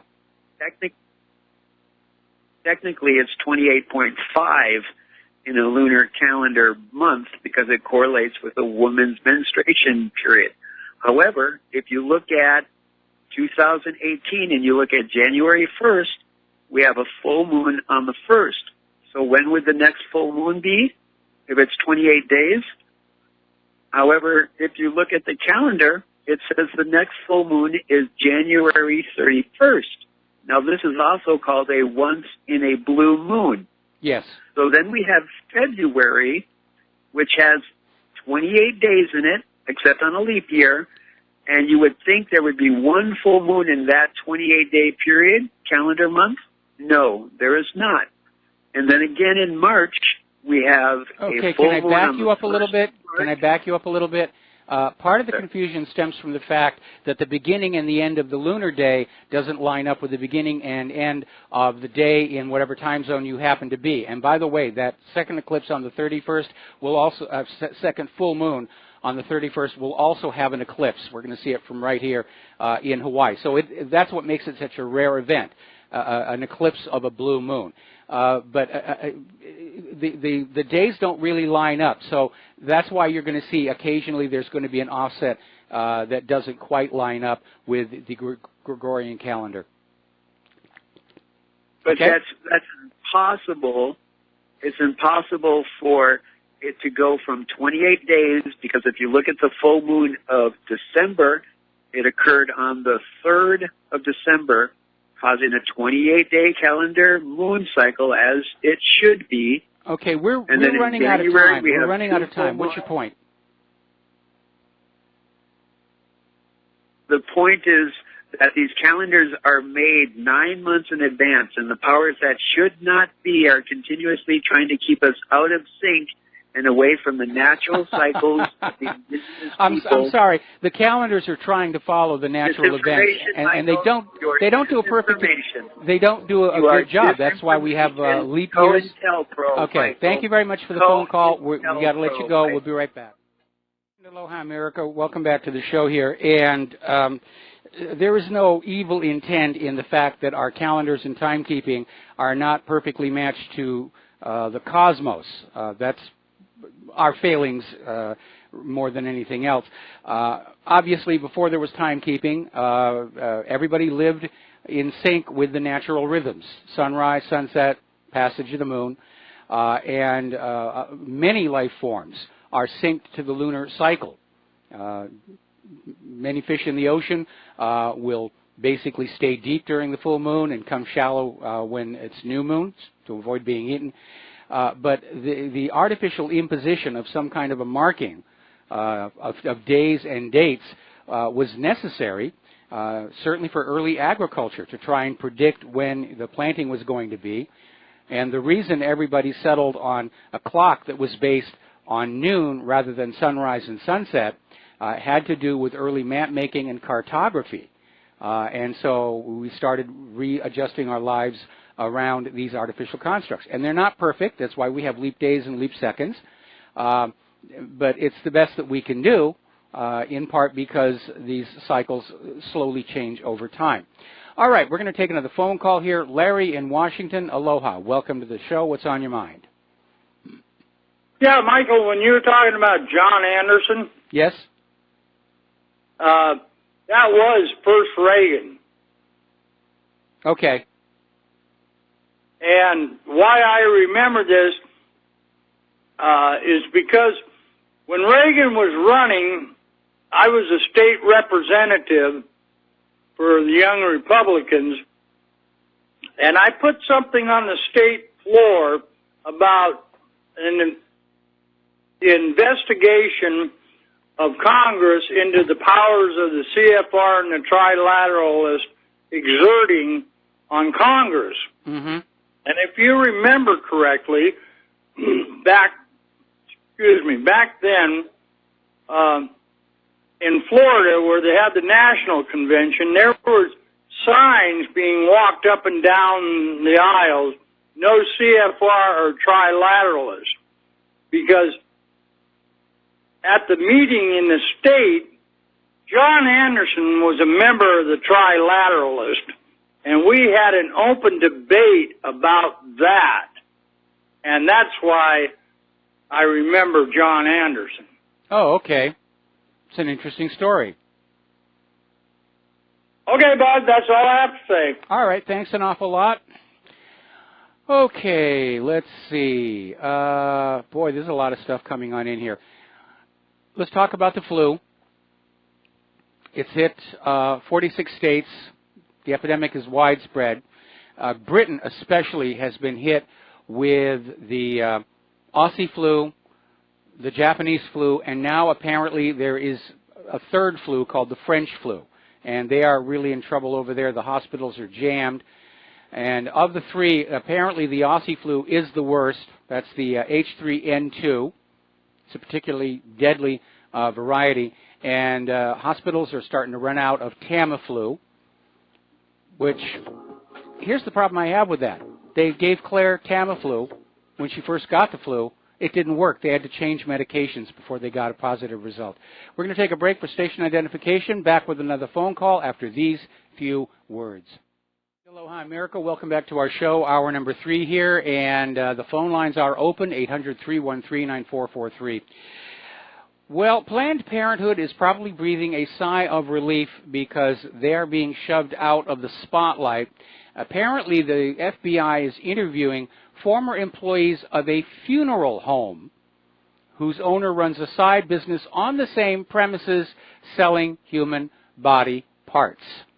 And apparently, if you go to this funeral home, you might want to open that box and make sure everything's there before you actually have the funeral here. But boy, it just, ugh. That's icky. It's very, very icky. YouTube video we put on up at whatreallyhappened.com. Teenage boy found dead after receiving the HPV vaccine. Now, it's not just one boy. The video is actually a compendium of many of these cases of people who are getting this vaccine. And in the case of the young boys, it's for an illness they'll never get. They can't have cervical cancer if they don't have a cervix. But it's an expensive shot, and the practitioners are incentivized to just push that shot as much as possible. And again, more of these deaths resulting. Now, here's something that probably is going to get a lot of you kind of concerned here. American life expectancy has declined again. Apparently, this is the first time average life expectancy has declined for 2 years in a row, for the first time in more than 50 years. And the preliminary numbers are not looking good for right now. And the data is showing that the three major causes of death are unintentional injuries, Alzheimer's disease, and suicides. And today we can add to that the growing number of opiate overdoses. So we don't have good medical care. We don't have good health in this country. Our life expectancy is decreasing. Now, getting into the world of computers, this thing with Spectre is just exploding all over the place. The National Security Agency has issued a statement denying any prior knowledge of the Meltdown and Spectre exploits and says it would never, ever, ever harm computer companies by withholding vulnerabilities that they are aware of. Sure. Back in 2014, the CEO of Intel, Brian Krzanich, was taking part in a Reddit online chat session. Was there, so I'll answer all of your questions, and was answering questions. Then he was asked two questions, which both came basically to the same thing: whether the National Security Agency can access the processors. And at that point, Brian kind of shut up, had nothing to say. The big stall, the big silence. Blink twice if you're not allowed to say. So at this point, I see this as confirmation that these hardware problems with these chips are in fact intentional. To allow the government to just waltz right in over the internet and get right into the heart of your computer, bypass whatever software security that you've got. Now, apparently, one of the Intel stockholders has filed a class action lawsuit accusing Intel, which everyone is starting to call Chipzilla, of artificially inflating its stock prices by omitting to tell anyone about the Spectre and Meltdown flaws in the products. So this complaint was brought by shareholder Elvis Elvira, and it basically pits the investors who acquired Chipzilla shares between July of 2017 and January of this year against the corporation, its chief executive Brian Krzanich, and chief financial officer Robert Swan. And basically they're saying it's all about failing to disclose what was going on in a timely manner. So lawsuits are already flying. Now the bad news is, this is from hackermoon.com, Spectre and Meltdown are just the beginning. And there are probably other problems out there, other back doors out there. Part of the problem is all of the additional systems piled onto the chips to try and get more speed out of them, because the chips are already operating at pretty much the theoretical maximum speed for silicon. Another reason to start talking about photonics. And each new added system brings with it its own problems. And I think illustrating that is that researchers at F-Secure have found yet another problem in Intel's management firmware that could allow an attacker with brief physical access to PCs to gain persistent remote access to the system, thanks to weak security in Intel's Active Management Technology firmware, the AMT.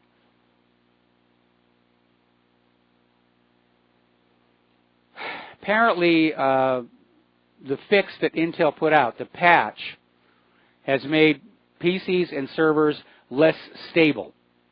And they've issued a statement saying we've received word that systems are just rebooting endlessly after applying the firmware updates.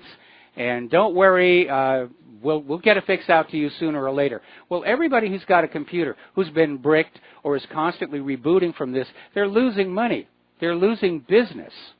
This is an absolute epic disaster. And over at ZDNet, they're saying maybe speed isn't the most important thing to look at in a processor. Maybe it's getting them back to being simple and secure. And that would be a good thing. There's one problem, though. Computer software companies, they rely on faster processors. And as a result, they'll write sloppy, inefficient code. And I remember many years ago, my wife bought me, as a birthday present, Microsoft's Flight Simulator X, because I love flight simulators. It's the only games I ever play.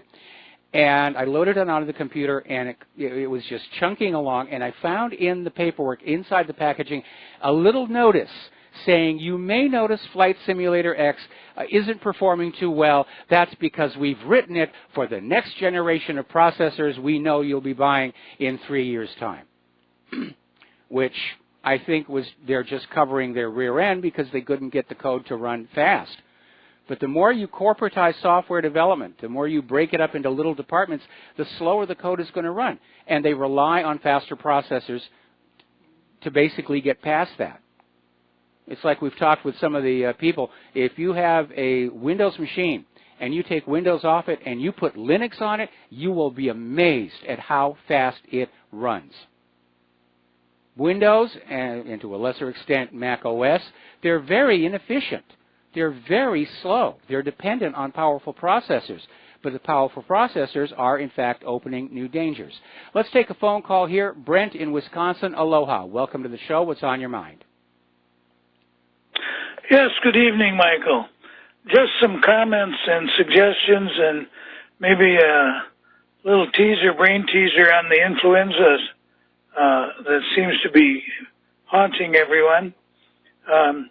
My understanding is that there are about 1,000 or 1,200 influenza strains that are existent, and the pharmaceutical companies choose 4 or 5 every year to make their vaccinations from, hoping to prevent or maybe not influenza outbreaks.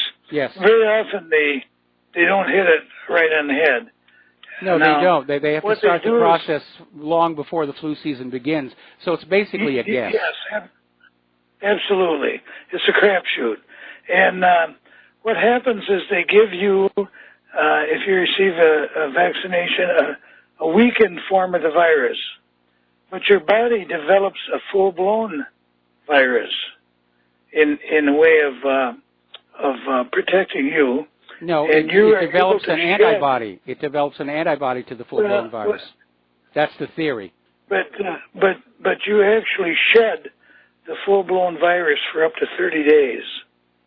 So what happens when I get my influenza vaccine and come home, within 30 days I can give it to my wife and my children and my grandmother and granddad.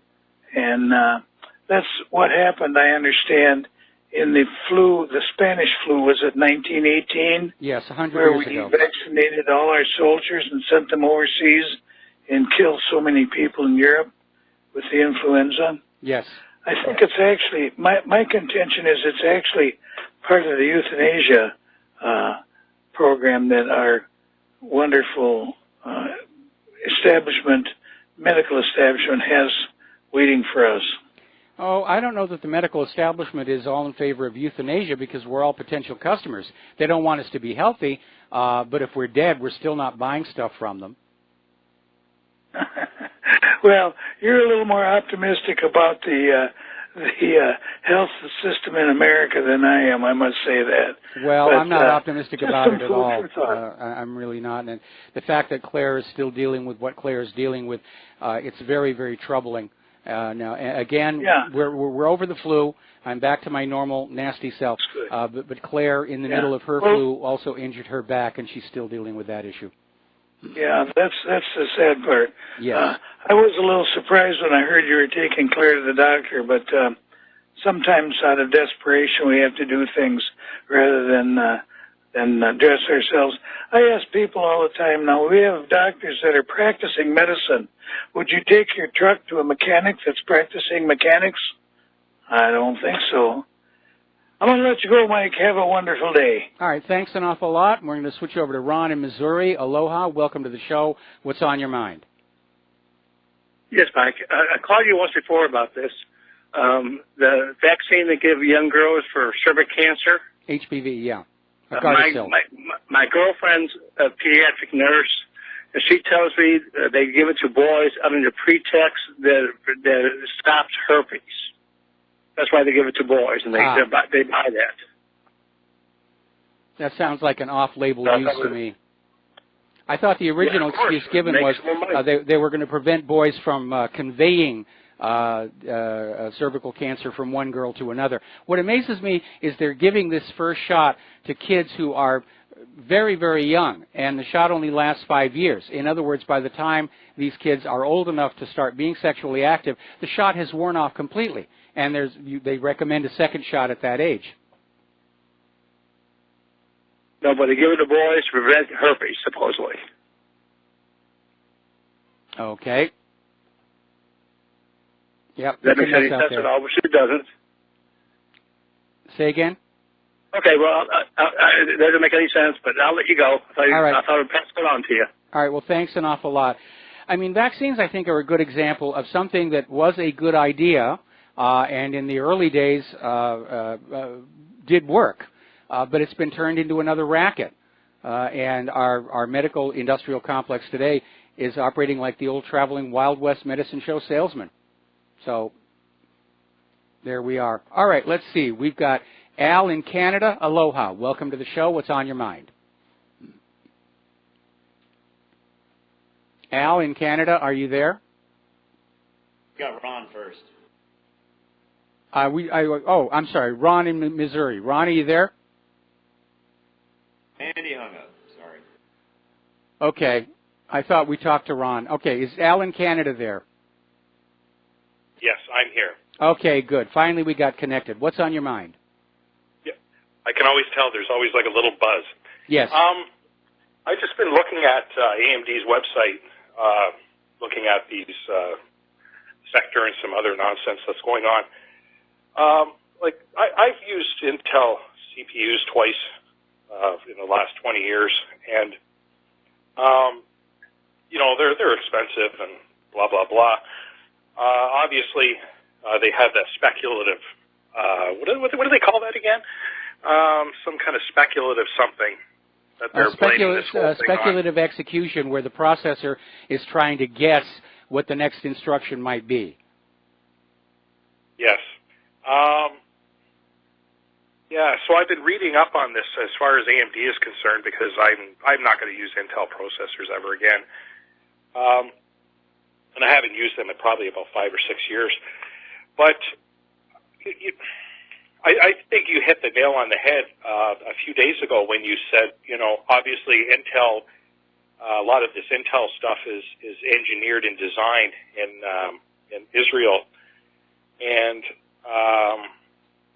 whereas the AMD stuff, I mean, this is old Soviet Union stuff, right? The AMD processors and that. And to be honest with you, the patches that have been coming out, I've been reading up on this, and I haven't, done any of the stuff myself because I don't really care. But apparently, it's turning like AMD systems into a brick. Yes. They're just rebooting constantly, and I have to wonder. I mean, how much of this is really the processor in AMD systems, and how much of it is actually like the Southbridge or other chips on the motherboard that they don't necessarily manufacture. It's the same with their GPUs. Their GPUs apparently don't use speculative execution and are not susceptible to those kinds of threats. But are NVIDIA GPUs susceptible to this sort of thing? Because, you know, a lot of these video cards are used for mining cryptocurrency. Yes, they are. But again, these problems, Spectre and Meltdown, are actually inside the metal of the chip itself, and apparently you can't even change the microcode. The patch is basically to remap the kernel memory someplace else in the memory space, and apparently that is causing other problems, boundary conflicts, who knows what all else is going on out there. But Intel was out there trying to rush a patch out there, and they rushed out a patch that didn't work. I'm going to be very honest. I've got some machines with Intel here. I'm not going to be applying the patches. I can't afford to have a machine bricked. This machine that's carrying my voice to RBN is already very, very slow, and I can't afford the speed hit on it. So I basically got all of the automatic updates turned off, and I figured the NSA's already got me wired here to the moon and back anyway. Well, of course they do. Yeah. They're listening to us right now. Yes, greetings to our friends in national surveillance. So you still couldn't break my codes, could you?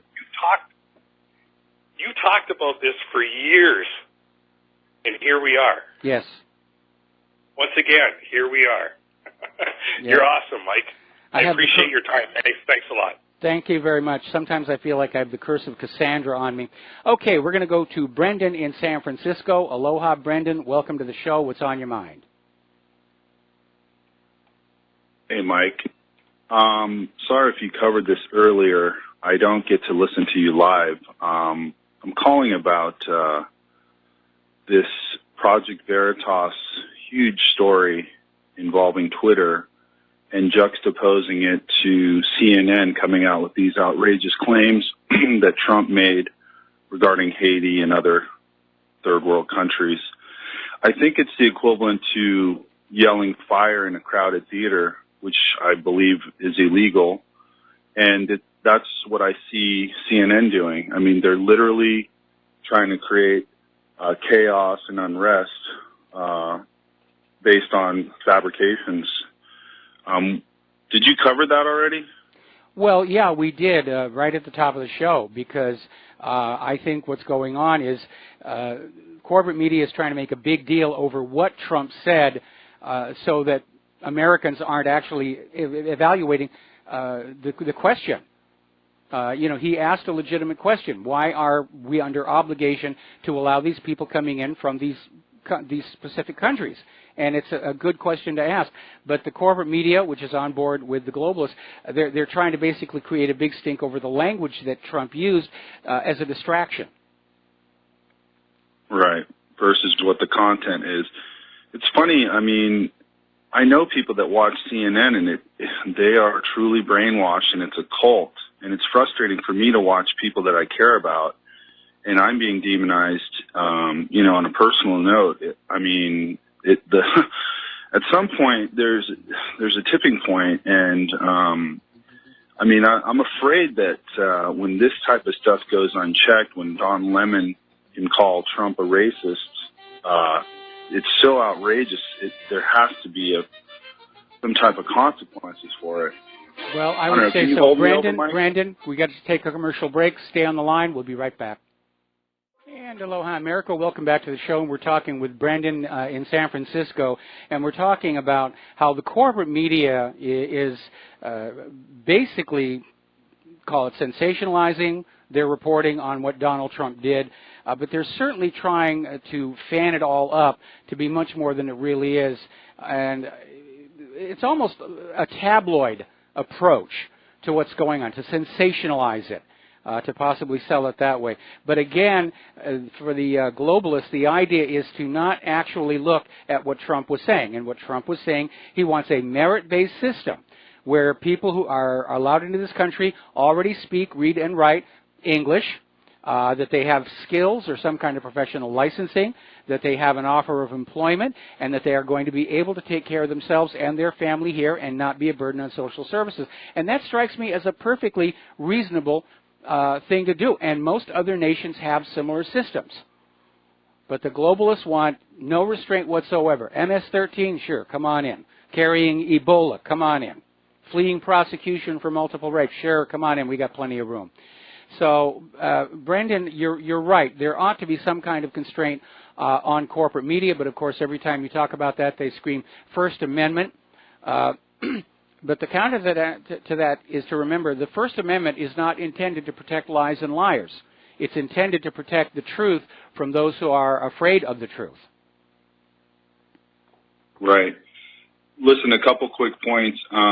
So yeah, like Israel, when they do something, they try to have you look in the other direction. It seems like Project Veritas breaks a huge story. CNN comes out with this, outlandish stuff about Trump.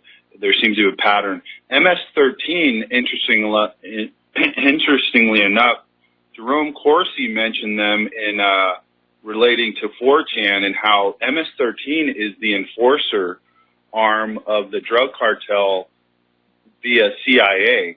That's why they're allowing them in here. Now, this is Jerome Corsi saying this, and I respect his work. So that was interesting that you mentioned that. I wanted to make one last point. I'm of Irish descent, and I remember when I was a young kid learning about the so-called Troubles in Northern Ireland. And what England did was move a bunch of Protestants over to Ireland and create this division. And it just seems like the same old playbook again and again. I've never heard anyone make that comparison, but I'm sure if you look throughout history, you will find similar circumstances where they plop a mass of people in another area that they want to dominate or conquer. And, here we are, repeat, rinse and repeat. Thanks, you Mike. raise a very good point. You make a very good point. Okay. Anything else? Oh, I guess we just lost him. Okay. Now, getting on back to computers. Apparently, researchers warn of yet another problem. No, we already reported this one. This is the second report on the AMT security issue. Lets hackers gain full control of laptops in just 30 seconds. Apparently, over in Google's Play Store, researchers have found a batch of over 60 malware-carrying apps designed to rob mobile users of information or show them pornography, and all of these 60 apps have a kid-friendly theme. So kids are downloading this stuff and they're being shown porn, and the malware is dubbed Adult Swine by security shop Checkpoint, and it was found in applications like Drawing Lessons, Lego Star Wars, Fidget Spinner for Minecraft, Spinner Toy for Slither, along with a large number of Android games. And apparently the apps were downloaded between 3 and 7 million times before they were caught. One father complained to Google that the software had exposed his 4-year-old son to a bunch of hardcore pornography. So, yeah, it's out of control out there. It's really out of control. Apparently, OnePlus has admitted that the clipboard application in a beta build of its Android operating system was beaming back mystery data to a cloud service in China. So someone running the latest test version of OnePlus's Oreo-based operating system revealed that there was unusual activity from the built-in clipboard manager that had been detected by a firewall. So apparently it was sending data to a block of IP addresses registered to Alibaba, the Chinese e-commerce and cloud hosting giant. Probably is collecting advertising information, but it's still rude to do. It's still spying. Now, over in the world of the Apple and Macintosh, and I keep thinking back to those commercials when Apple was really starting to come on against the Microsoft Windows, and they had all these commercials about how we're immune from bugs, we're secure, and the guy playing the PC was always sick. Apparently there is a new undetectable DNS hijacker malware targeting Apple Mac OS users. And basically, it's DNS changer, and it basically causes your computer to route internet traffic through malicious servers and intercept sensitive information. So no, in point of fact, the Apple Macintosh computers are not automatically more secure. We'll be right back. Aloha America, welcome back to the show, and I can't believe they're trying this one again. I just saw it on Fox News. Russian hackers are attacking the United States Senate. Oh, those evil, evil Russians. How can they possibly know? They can't. They can't find any of the ransomware authors. They can't find any of the people flooding your mailboxes with ads for Viagra. They can't find the people who put those pornography-laden children's apps on the Google Play Store. And so why should we believe them when they say, oh, absolutely, we know it's Russia? They were claiming Russians hacked the DNC email server, but that turned out to be an internal leak. If at first you don't succeed, lie, lie again. That's the motto of the corporate media and the U.S. government. We're going to go ahead and take a phone call. Jim in Kansas, I think it is. Aloha, welcome to the show. What's on your mind? Years ago, when I used to listen to Alex Jones all the time, he sold a DVD about false flag operations, and he claimed there were only 10 real IRA members that were Brits who went over there to cause trouble, and they had all these other Irishmen joining the IRA, thinking that so the Queen or the Brits would have an excuse to really, have martial law in Northern Ireland. Oh, yeah, that's a very common thing. I mean, back in the 1990s when the domestic militias were all the big scary thing here, and we found out that all of these militias were being started by undercover FBI agents. Do you remember the Elohim City compound that was involved with the Oklahoma City bombing? Right. The guy who founded and ran that religious commune, Miller his name was, he was an undercover FBI informant. Right. Okay. Well, anyway, I just wanted to get there. Only about 10 real IRA guys, and the rest of them were Irishmen that just thought they were in the IRA. Okay, I'll hang up and let somebody else talk. All right. Thanks an awful lot. We're going to let you go. All right. So, Google is being sued. Everybody's, oh, boy, it's like litigation is becoming the dominant mode of social interaction, even more than Facebook.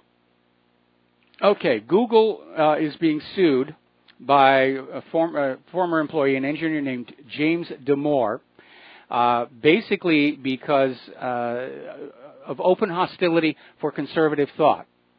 And apparently Google is just way over the top on political correctness and liberalism, and talking about how hiring at Google was actually being determined basically on a quota system. We have to have women here, we've got to have this here, we've got to have that here. And Damore basically came out and wrote a memo saying that we need to go on meritocracy. And we're not going to have a balance between women and men in Google because men are more likely to be drawn into these engineering technical fields. And so the talent pool is larger. And trying to force a balance it's unfair to the men. And you may be putting people into jobs that they're less than fully qualified for. And, of course, after the memo came out, he was fired. And now he is suing Google, claiming that he and others were regularly mocked and harassed for conservative views. But apparently Google management started it by politicizing their workplace. The smartest thing of all would have been to say, you're here to do a job. Okay, keep your politics on the lunch break or at home, not internal here. But if Google's management is out there pushing, oh, we're going to do this liberalism and feminism and all the rest of it, they opened up the floodgates here. Now, the European Union is planning to invest $1.2 billion building 4 new supercomputers. And the reasoning is they claim they're lagging behind the rest of the world. Europe does not have any supercomputers in the world's top 10.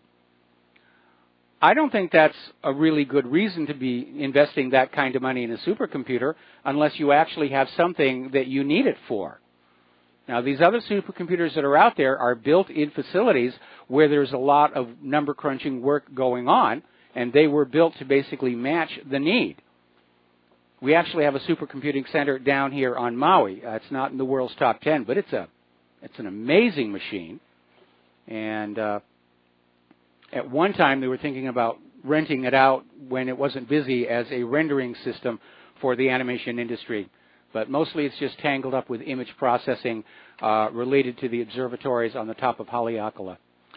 Now, I've seen this issue come up before, and it's actually, in a way, it's affected Claire and I. Scientists are warning we're entering a digital dark age. Now, archaeologists, when they're out there trying to learn about our past, they'll have things like clay tablets or illustrated manuscripts, scrolls, papyrus, and so forth, with which to find out what was going on. But with the advent of the digital age, very little is being set into a permanent form, other than the monuments to the conquering warlords. And computer and data specialists are saying we're looking at a dark spot for archaeologists, where there simply won't be any information for them to acquire, because most of the media used for computers is very short-lived, and much of it is recycled. And that future archaeologists are going to be looking at this period of time, and they're going to have very, very little to go on to find out what our lives are like. They may be able to find the discs, they may be able to find the tapes, they may not be able to find the machines to read them, and that's already become a problem. Data that I had left over from my early years in Hollywood, the machines to read and write it don't exist any longer.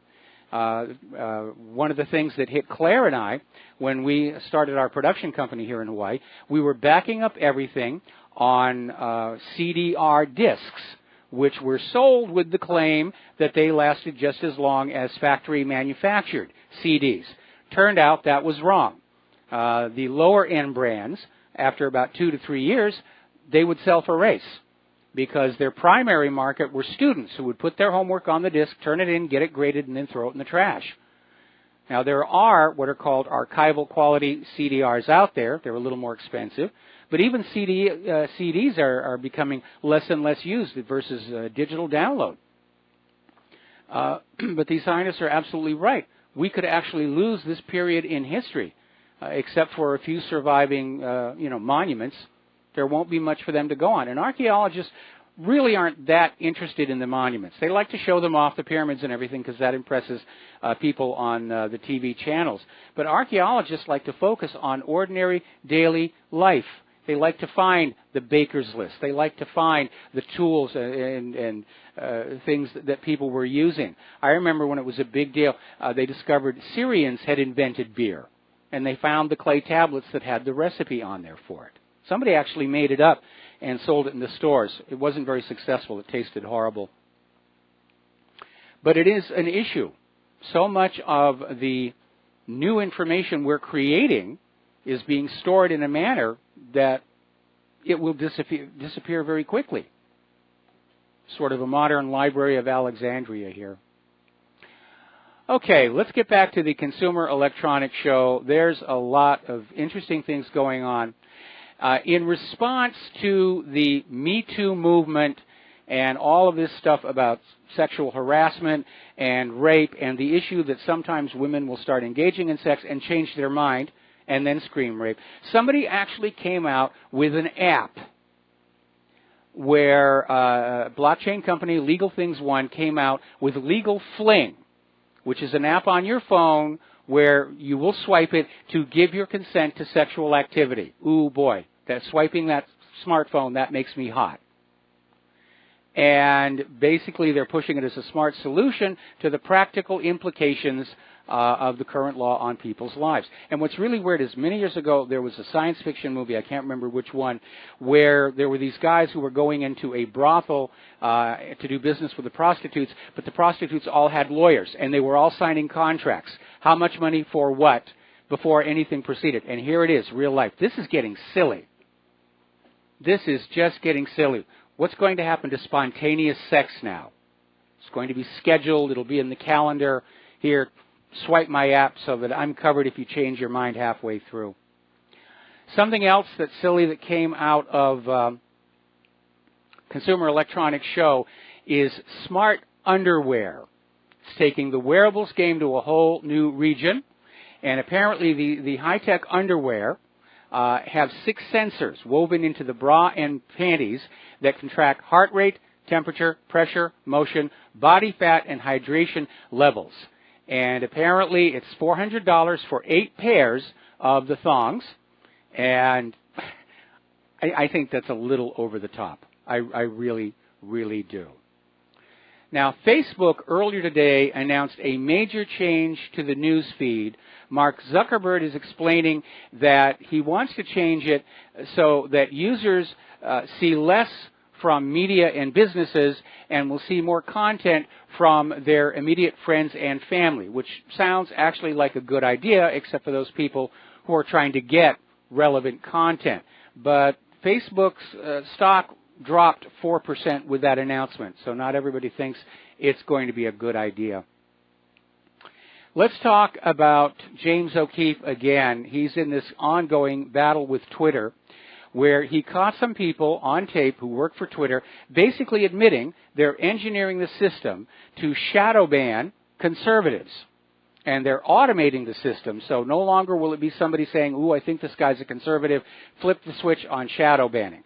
First of all, for those of you who don't understand the term, shadow banning means that Twitter, when you post something, you will see your own post logged into your own account, but nobody else sees it.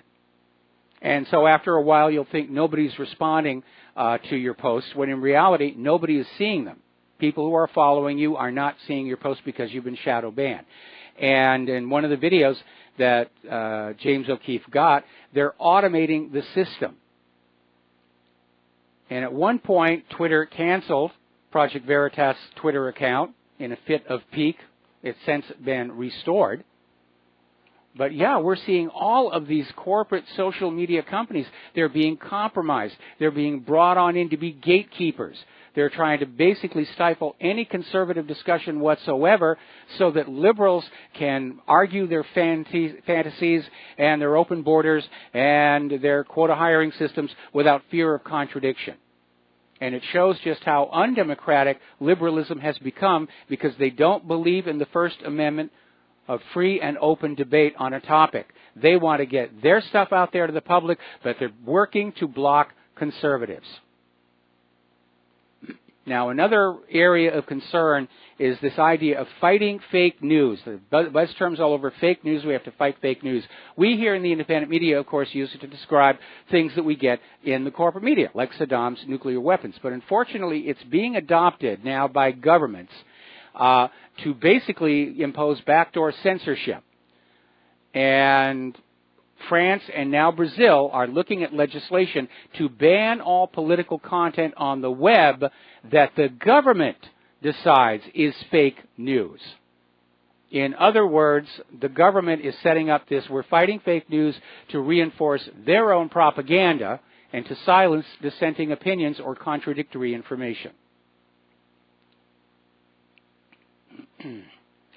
Now, here's an interesting story. Over at Social Security, and this has ramifications both for computers and election fraud, Social Security records show 6.5 million Americans are aged 112. Now, as of last autumn, there were only 42 people known to be that old in the entire world. But Social Security doesn't have death records for these people. The oldest born in 1869, and these Social Security numbers are still out there. And they could be used to open bank accounts, obtain credit cards, claim fraudulent tax refunds, or register to vote. 6.5 million. That's a heck of a voting block there. So, what's happening this weekend? Well, apparently New Orleans is in for a freezing cold weekend, lasting through Martin Luther King Jr. Day, lasting through the holiday weekend here. Winter Storm Hunter is bringing snowy weather and freezing rain and floods as it hits Ohio, Tennessee, and New England. Boy, we could sure use some of that global warming right about now. over in North Carolina, alligators are being frozen into the lakes. And we talked about yesterday where there's some photos where the alligators are just poking their snouts up into the air in order to stay alive. But apparently it's become so bad that animal activists are now conducting rescue missions and trying to chop these alligators out of the ice and get them someplace where they can be a little bit warmer without losing an appendage in the process. It snowed in Denton, Texas yesterday. It was a very short flurry, but the residents were saying it doesn't happen all that often. It's just that unusual. Apparently, Corsicana's Tiger soccer team won their last soccer game. They were having to play in the snow.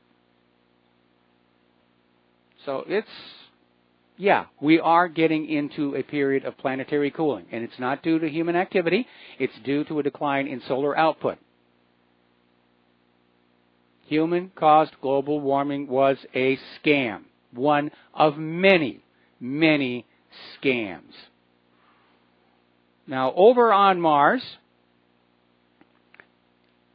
images from the various orbiters are showing these exposed underground ice cliffs on Mars. And they're saying there is enough water there where it could provide necessary water for a future colony on Mars. Now, back on Viking, there was one photo I saved for all the time that we were looking at that, where one morning the sun came up and there was what looked like snow on the ground.